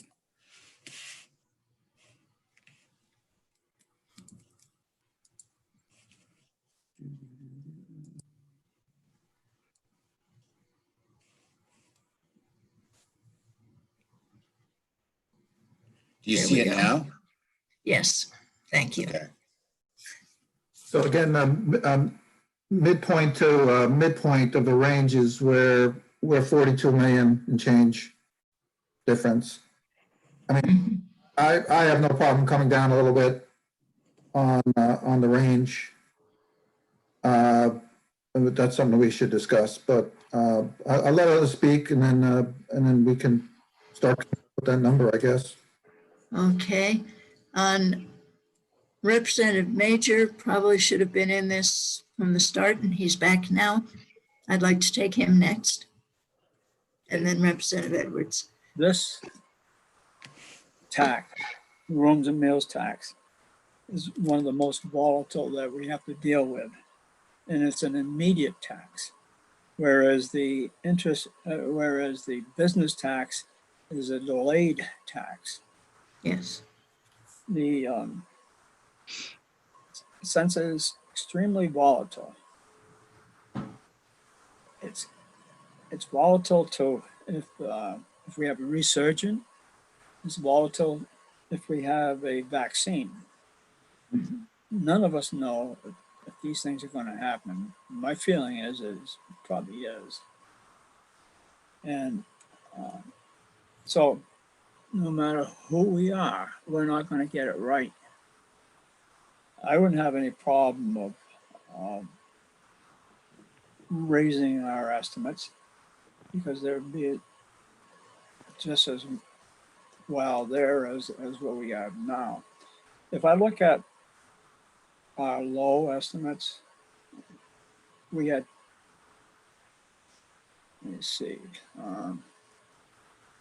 Your low is our high, essentially. Right.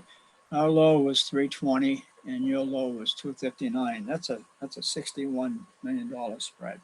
Right. I don't have a problem raising ours by $31 million. Raising it? Yeah. Your low estimate? I'm sorry, going the other way. You're going the other direction. Going the other way. So lowering it by $31 million, I should have said.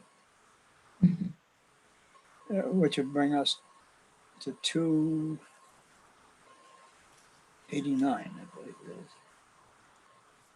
Yeah, 289. 289. 289. And on the other end, we're not that far apart.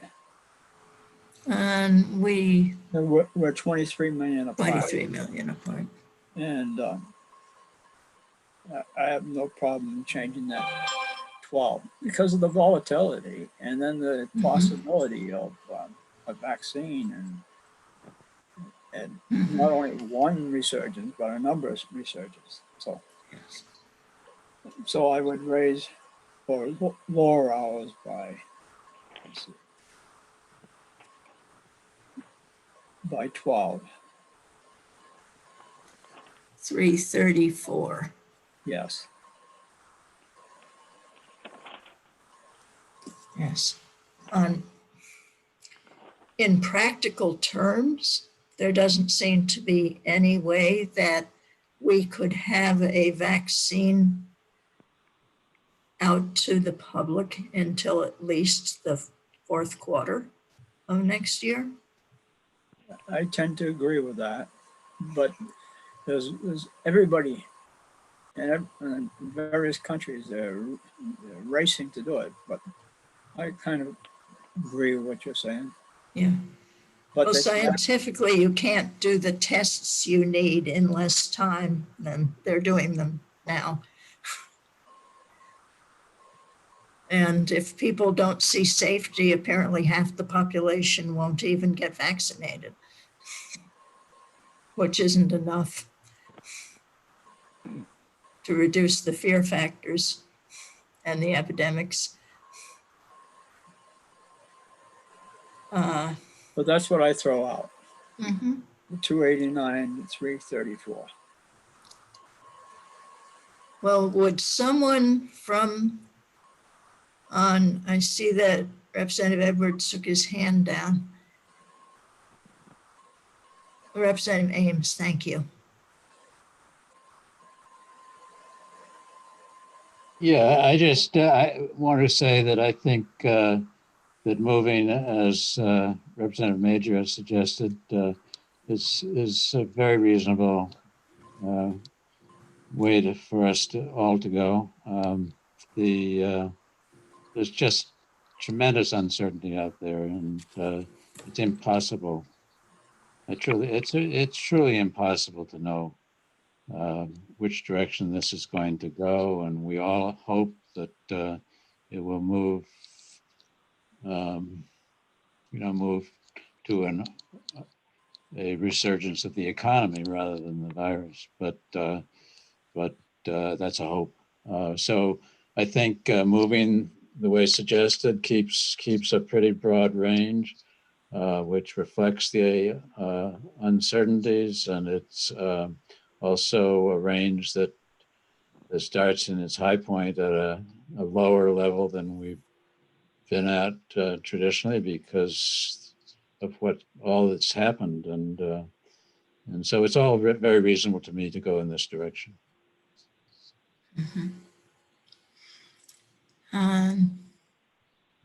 Any further discussion of this? I don't see any hands. So we'll have the clerk call a roll on this alternative for meals and rooms FY21, a range from a low of 289 to a high of 334.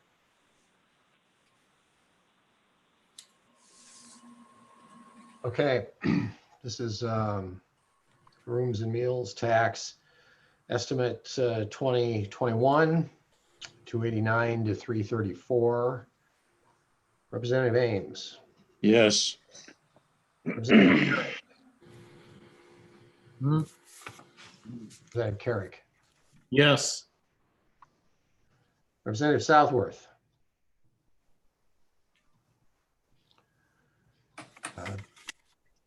Representative Southworth? Yes. Yes. Clerk votes yes. Representative Schamberg. Yes. Representative Tucker. Yes. Representative Bunker. Yes. Representative Gamarlo. Yes. Representative Stringham. Yes. Representative Major. Yes. Representative Griffin. Yes. Representative Ullery.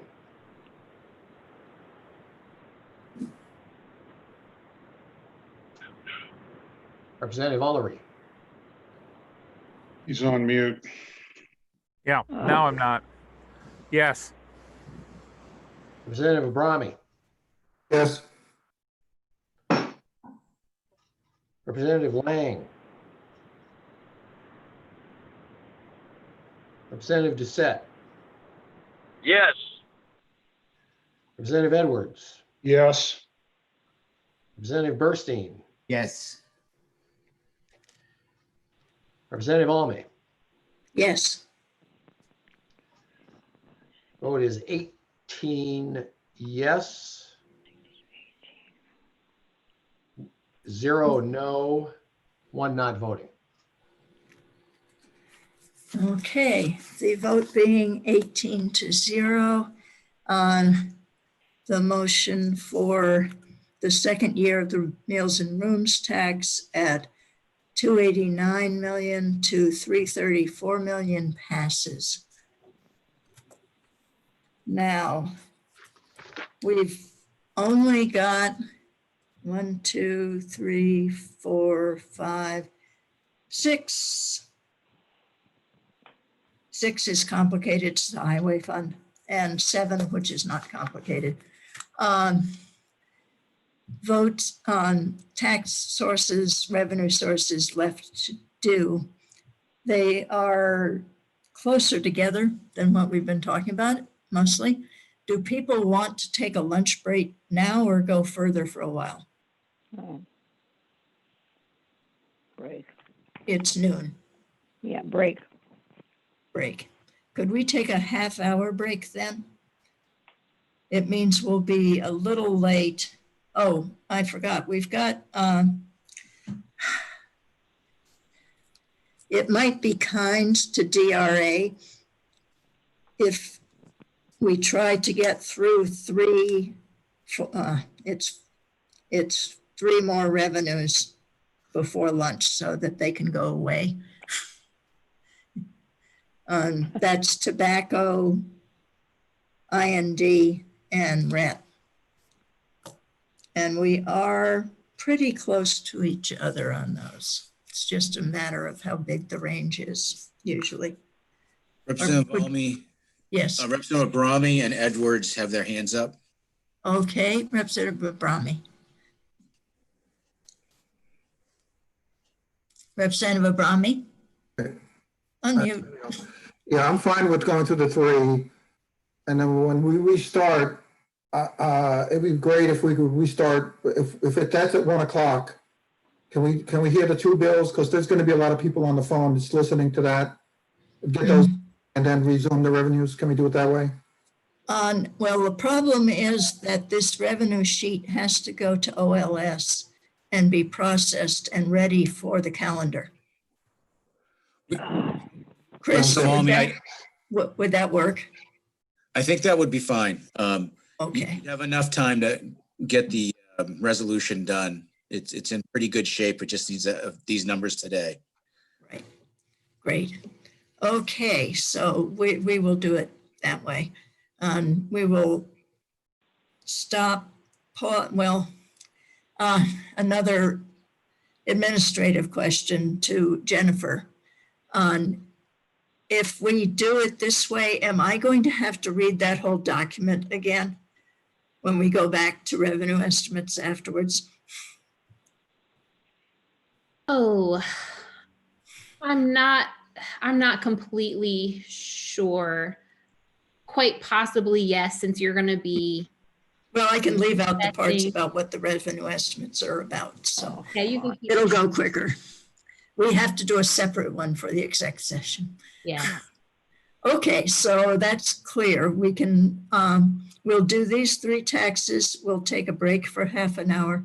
We'll come back, probably at 1 o'clock, it sounds like, and we'll do the exec session, and then we'll resume the rest of the revenue estimates.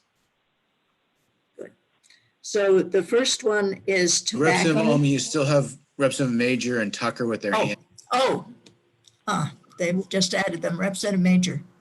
Yes, Representative Edwards has had his hands up a number of times. And, Yes, and then he took them down again each time. okay. Representative Edwards, did you want to say something? Every time I've been ready to say something, the person immediately before me said enough of it that you didn't need to hear me. So let's knock out these budget estimates and break till 1. Right. Representative Tucker. You're muted. I think you could have a shorter lunch period, 15 minutes, 20 minutes. We don't need a half hour. Yes, well, we'll see where we are when we finish these 3. So tobacco taxes in 20, we essentially agreed with each other on our committee. Our caucus looked at the agency estimate and did a range from 206 to 207, which is around it. It's essentially the same thing. I would like to propose that we just do 207. Fine. And then, but then in the second year, the agency estimate is 201.2. You took that. We took it, but then we went up to 212. And we have considerations that take it down and take it up. The ones that take it down are that people will know that there are worse health risks from COVID if they are smoking, and that more people will not have money for the cigarettes. The ones that take it up are what was pointed out to us by a lobbyist before COVID happened, that Massachusetts is banning menthol cigarettes as of June. And that won't come into play for a couple of months probably, because the vendors will have stocked up on menthol cigarettes before it happens. And its impact is reduced by the fact that a lot of the people who will come up to New Hampshire to buy menthol cigarettes are people who are already coming up to New Hampshire because the cigarettes are cheaper. And then the other one, which is important to me, is that people are under an enormous amount of stress, and this will continue until we've got a lot of people vaccinated from the COVID, even if they don't have it. And people who have been severely addicted to tobacco that managed to get off of it are going to be going back because of that stress. It's not a very fortunate thing to think about when we're looking at our tobacco sales, but that's part of it.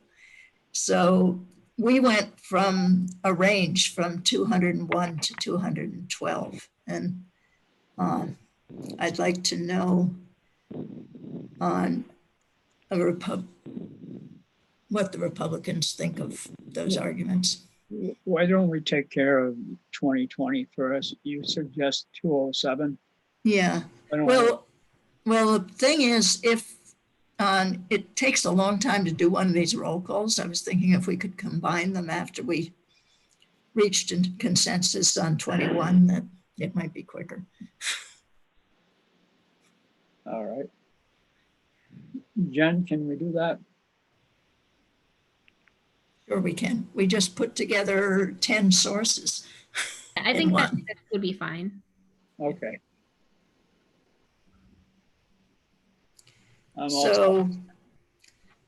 So Republican thoughts on menthol stress, health risks, and unaffordability factors. The DRA, I assume, took that into consideration. So if somebody from the DRA could say something. Okay. Melissa, are you there? I am here.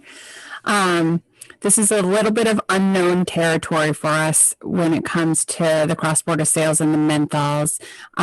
We did attend the hearing where we heard from one of the associations about the Massachusetts banning menthols June 1st. We're really keeping an eye on it at this point. We are still under the impression that plan is a good number. I think Representative Almy, you have some good points about numbers dropping off, but then being offset by other numbers, and that's sort of where we landed at. We know we already have a lot of cross-border sales that occur based on our tobacco stamps being cheaper than Massachusetts. I also know there's been proposed legislation to sort of remove that ban off from menthol for Massachusetts. So I think at this point, we're comfortable with the plan number, and only time sort of can tell if it's going to increase or not at that point. Also within plan, there is a little bit of wiggle room because I do believe there was a 5.4 or 5.7, excuse me, addition in the surplus statement item to e-cigarettes as well. So those sort of have been underperforming at this point compared to where we thought. So I think there's a little bit of wiggle room within that number to sort of scoop up those menthol cigarettes as well. Mm-hmm.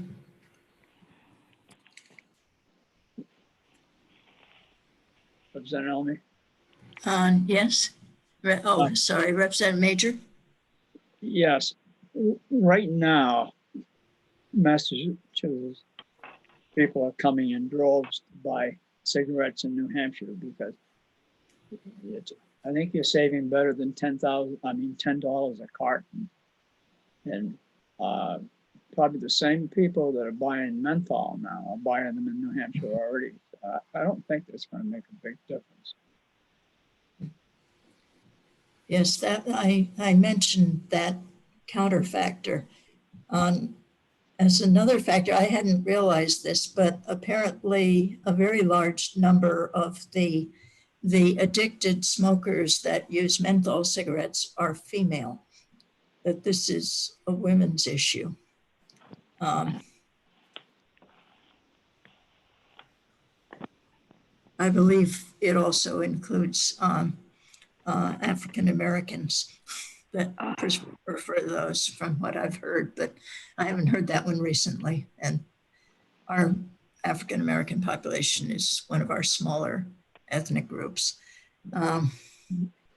So from what I heard from Melissa, I think we'll just stick with our 201. Representative Abrami and Devin Rodriguez have hands up. Okay. Could we listen to Devin Rodriguez first? Hello. One thing I just wanted to add is that on our monthly report for tobacco, we do include a chart on the bottom right that compares our effective rates to other states. And also to speak to the health risks, there has been I've been watching a lot of the news articles and releases, and there has been a lot of public outreach pointing to the risks of smoking, given coronavirus. But there's also a lot of data coming out that so far that hasn't had an effect on sales and profits. Mhm. So the publicity isn't working, which frankly, I've had severe tobacco addiction in my family, and it's really hard to stop. And when you're in a stress mode, it's harder.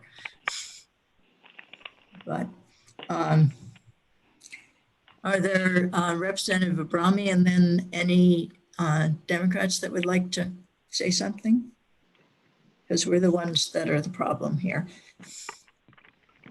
Well, thank you, Representative Almy. I mean, the 11 million difference is pretty significant. I mean, that's a big jump. Yes. If you want to compromise, I could see $1 million and two, have a range 201 to maybe 202 or 203 or 201 and a half or something like that. That I mean, that's having a slight range may be the compromise that we want to do. We can use our 201 as the low end, and then add $1 million or two onto it. Yeah. Just to move us off the dime.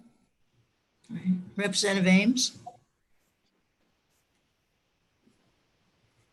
Yeah, thanks. Yeah, I think good points have been made, both sides. I think that I'm certainly ready to come down from the Democrats' high, thinking that the menthol effect is unknown and it's sort of a new idea, and maybe countered by the fact that many people who buy menthol buy in New Hampshire already. Wouldn't be much add there. And I do wonder about the effect of COVID and I guess there are two sides to that. Representative Almy has talked about the stress factor leading to more smoking, but the other side of that most certainly is the relationship of COVID to the lungs and through that to cigarette smoking. And I think that relationship has been made very public and is well known. Representative Tucker sent an article, at least to me, this morning from Vermont. And they're quite optimistic in their efforts to reduce smoking. And in part, it relates to this COVID factor.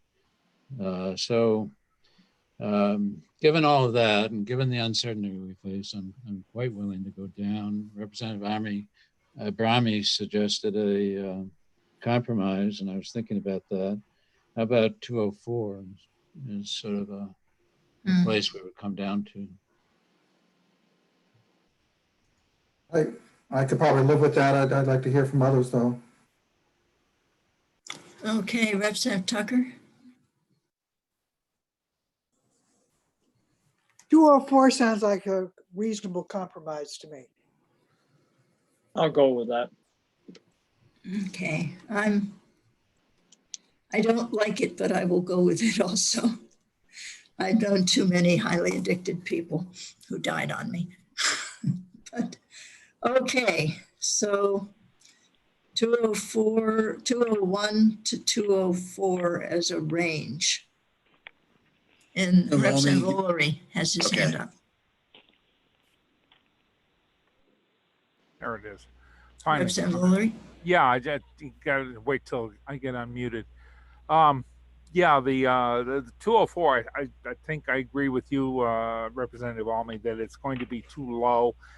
If any indication of what's happening here in Hudson at Walmart and at Market Basket and at the state line stores with parking lots filled with Massachusetts cars, I don't think there's going to be any decrease in sales. It's not going to reflect on people in New Hampshire buying cigarettes. It's going to be out of state people coming up because of the ridiculous taxes immediately to our south. That's just my observations. There's no objectiveness to it. It's very subjective, to be sure. But when you've got people pulling up to a Hafner's gas station for the sole purpose of getting cigarettes and buying lottery tickets,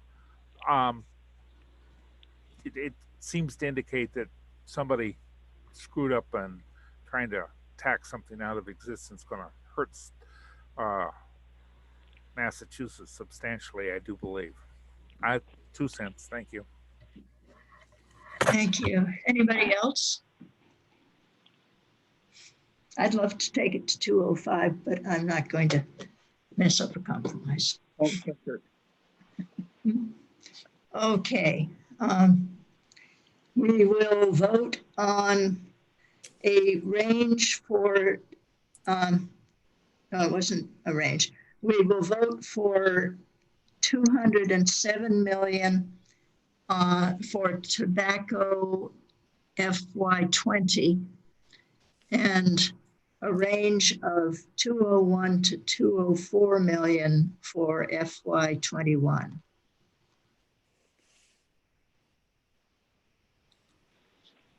And the clerk will call the roll.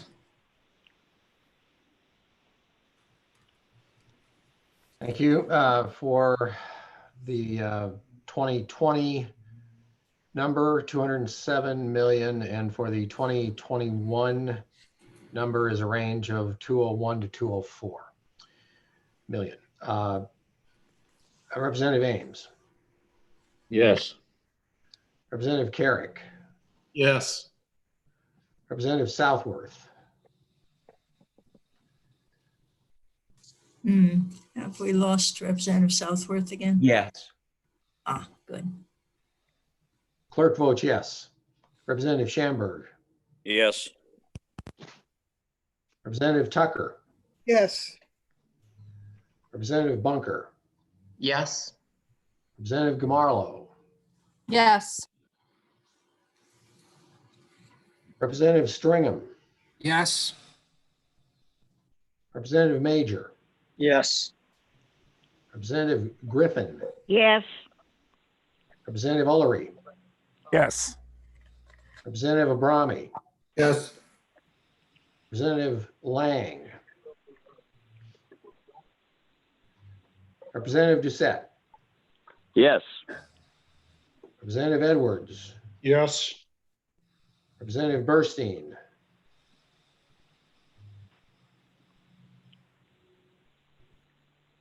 Thank you. Yes. Representative Alme. Yes. Vote is 17 yes, 0 no, and 1 not voting.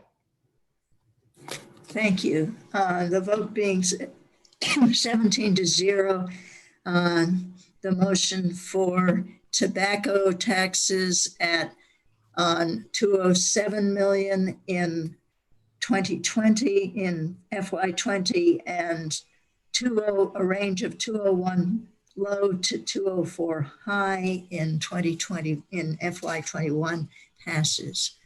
And I hope it will be on the chart shortly. Here we come. Right. So the next one that is DRA is interest and dividends tax. You'd think we'd be far off from each other, but we really aren't. The Democratic range, my proposed range is 108 to 118 million in 2020. And the Representative Majors is 109, that is 108.8 to 113.3. So, and then in 2021, we both made a range around the agency's recommendation. On the Democratic range is 85 to 105, 10 in either direction. And the Republican range is 5 in either direction. So maybe for 2021, we could just compromise on a range of 7 in either direction.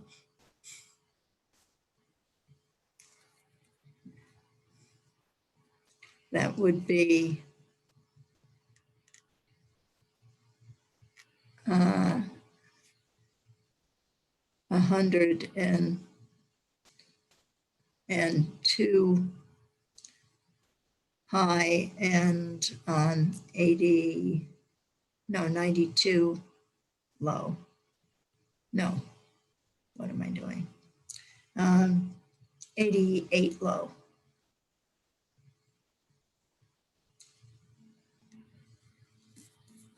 In 20, we essentially agree on the low number, either at 108 or 108.8. And the Republicans are lower by 4.7 million in their high estimate.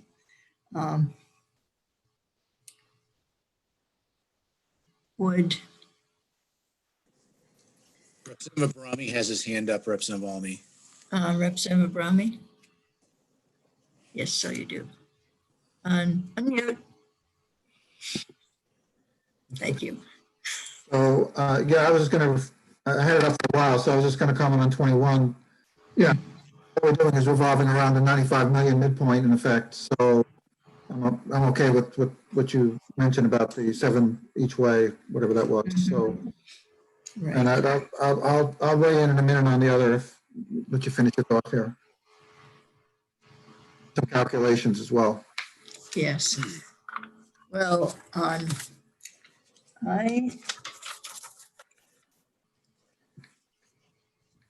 we talked, I believe, about a fair amount of these things.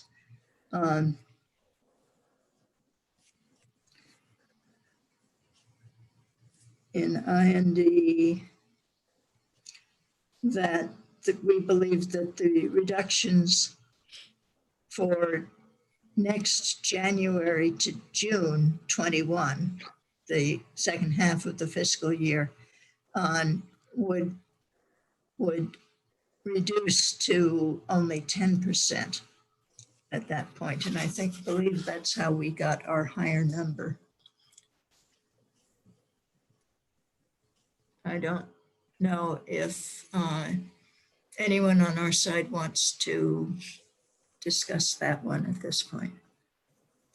But that the businesses in general do a very good job of sustaining their shareholders.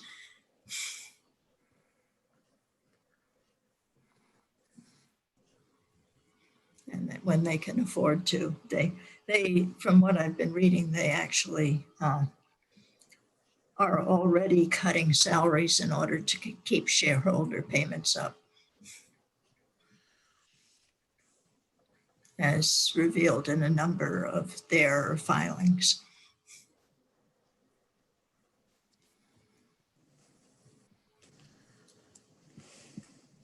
So is there anybody that Representative Abrami? So we're only, if you go to the midpoint of those two ranges, we're $2 million apart. Mm-hmm. I mean, the range width's a little different, but I mean, Yeah. if you Yeah, could, we're not very far apart. no, we're only 2 million apart midpoint, at the midpoints. So if we take your range and lower it by $1 million for each, then that's basically it'll come out the same. The point will be the same. Lower it by 1 million? You mean the high range? The high number? Well, you take the low and the high. You shift it over and we got a compromise. Or I guess another way of doing it is increasing. We're $2 million apart. I'm trying to get it to be $1 million apart. No, at the wait a minute, midpoint. we're, So you can either lower your range by $1 million, 107 to 115, or you can take ours and increase it by $1 million. 109.8 to 114.3, and then we basically, that splits that would split. the Yeah. midpoint. So I guess I'd recommend it that way. So don't touch yours.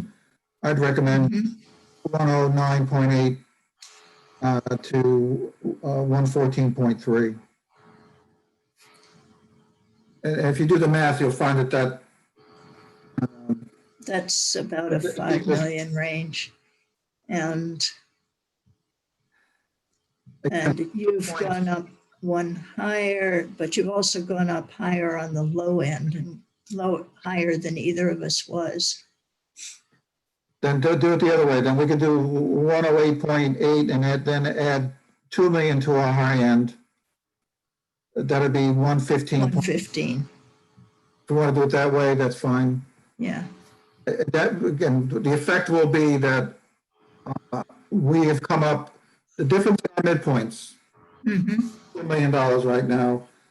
By increasing it that way by 2 million, it's going to increase basically our midpoint by $1 million, and yeah, us close to you by $1 million midpoint. Okay. So 108.8 to 115. 0.3. It makes our range. 0.3. Yeah. Okay.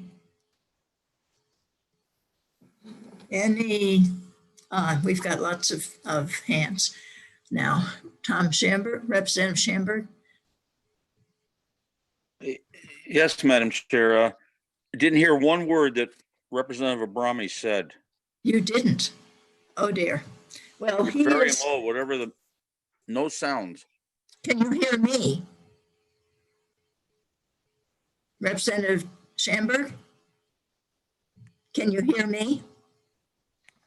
Oh dear. It looks like his sound is gone at the moment. It doesn't look gone, but oh dear. Well, There you are. there you are. Thank Can you hear me That's now? good. I can hear you well now. Okay, well, let me repeat on Representative Brami's offer is 108.8 to 115.3. Okay, thank you. Representative Ames. I think I'm unmuted. Am I? Yes, you are. Good. Yeah, I think Representative Abrami ended it about where I was going to suggest. That's nice. And I would just round it, go to 109 to 115. Okay. I'd prefer rounding on these estimates that we really don't have a good idea on when we can to. Representative Abrami is agreeing. So 109 to 115 on Representative Tucker. Yes, I think that's a great compromise. And I like the rounding. I think that's something I can support. Okay, thank you. Representative Major.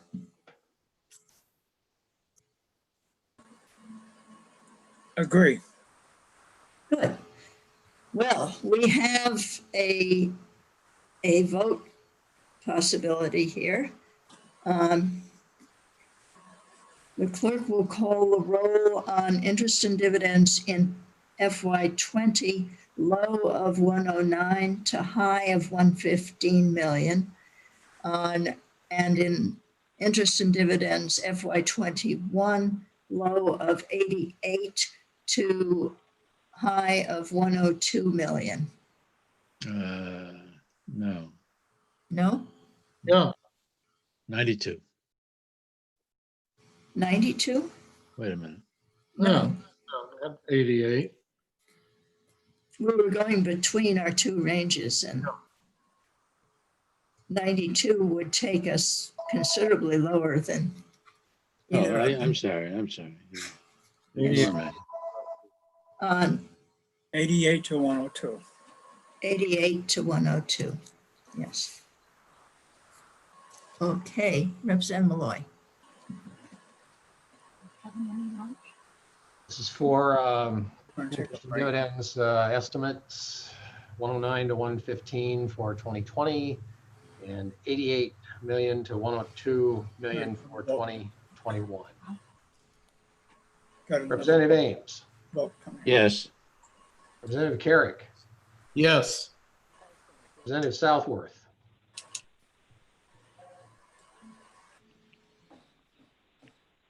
Southworth. Yes. Clerk votes yes. Representative Schamberg. Yes. Representative Tucker. Yes. Representative Bunker. Yes. Representative Gamarlo. Yes. Representative Stringham. Yes. Representative Major. Yes. Representative Griffin. Yes. Representative Ullery. Yes. Representative Abrami. Yes. Representative Lang. Representative Doucette. Yes. Representative Edwards. Yes. Representative Burstein. Yes. Representative Alme. Yes. Vote is 17 yes, 0 no, 1 not voting on the interest and dividends estimates. Thank you. The vote being 17 to 0, the motion for interest and dividends FY20, low of 109 to high of 115, and interest and dividends FY21, low of 88, high of 102, passes. And we are at our last tax of the morning. It's not morning, but which is the real estate transfer tax. And again, we are pretty close. In FY20, Representative Major takes the agency estimate of 154.2. We rounded that, but we took the 154 as the low and gave a little wiggle room up because we see a considerable amount of activity still there in the places with major housing needs. And there was an article in my paper about it yesterday, actually talking about the whole state as well in the Realtors Association statements. So we went from 154 to a high in this year of 156. It's not very much money this year. And next year we seem to be closer to it. Well, on the lower closer. So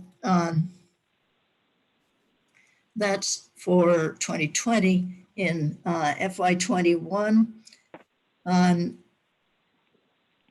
we take a low of 135 going up to 155 as the realtors get better at the virtual showings and the technology spreads further in the state.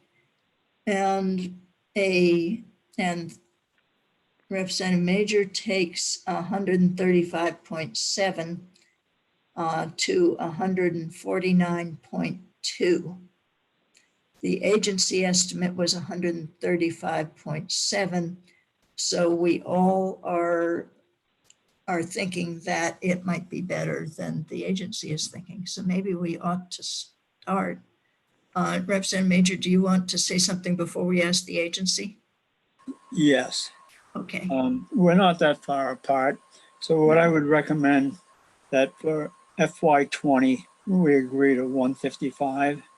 Mm-hmm. And And FY 21, we agreed to a spread of 135 to 152.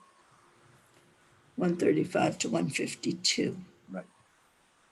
Okay, is there further discussion on this one? Or are we all willing to compromise on that? Okay. Well, we'll have the on the clerk call the roll on real estate transfer tax FY 20, 155 million, and FY 21, a range from 135 million low to 152 million high.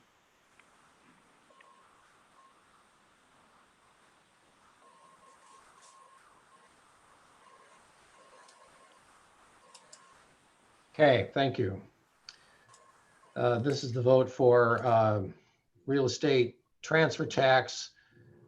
Estimate of 155 for 2020 and a range of 135 to 152 for 2021. Representative Ames. Yes. Representative Carrick. Yes. Representative Southworth. Yes. Clerk votes yes. Representative Schamberg. Yes. Representative Tucker. Yes. Representative Bunker. Yes. Representative Gamarlo. Yes. Representative Stringham. Yes. Representative Major. Yes. Representative Griffin. Yes. Representative Ullery. Yes. Representative Abrami. Yes. Representative Lang. Representative Doucette. Yes. Representative Edwards. Yes. Representative Burstein. Yes. Representative Almy. Yes. Vote is 17 yes, 0 no, 1 not voting. Thank you. The vote being 17 to 0, the motion for real estate transfer tax passes with 155 million for FY 20 and a range from 135 to 152 million for FY 21. And it's being, we don't have the tobacco, oh, yes, we do have the tobacco entered. Yes, we've got all of that there.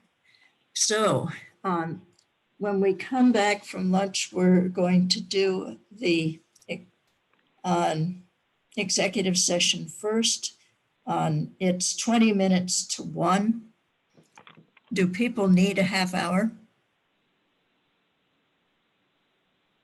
Nobody objecting to 20 minutes, just trying to start at 1? Okay. We'll start at 1 with the executive session, and then we will go back. We have at this point 1, 2, 3, 4 tax groups, one of which we agreed on completely. So that's the fish and game. So everyone, enjoy your break. Thanks. Thank you. If you guys haven't already, just mute yourselves and turn off your video if you'd like.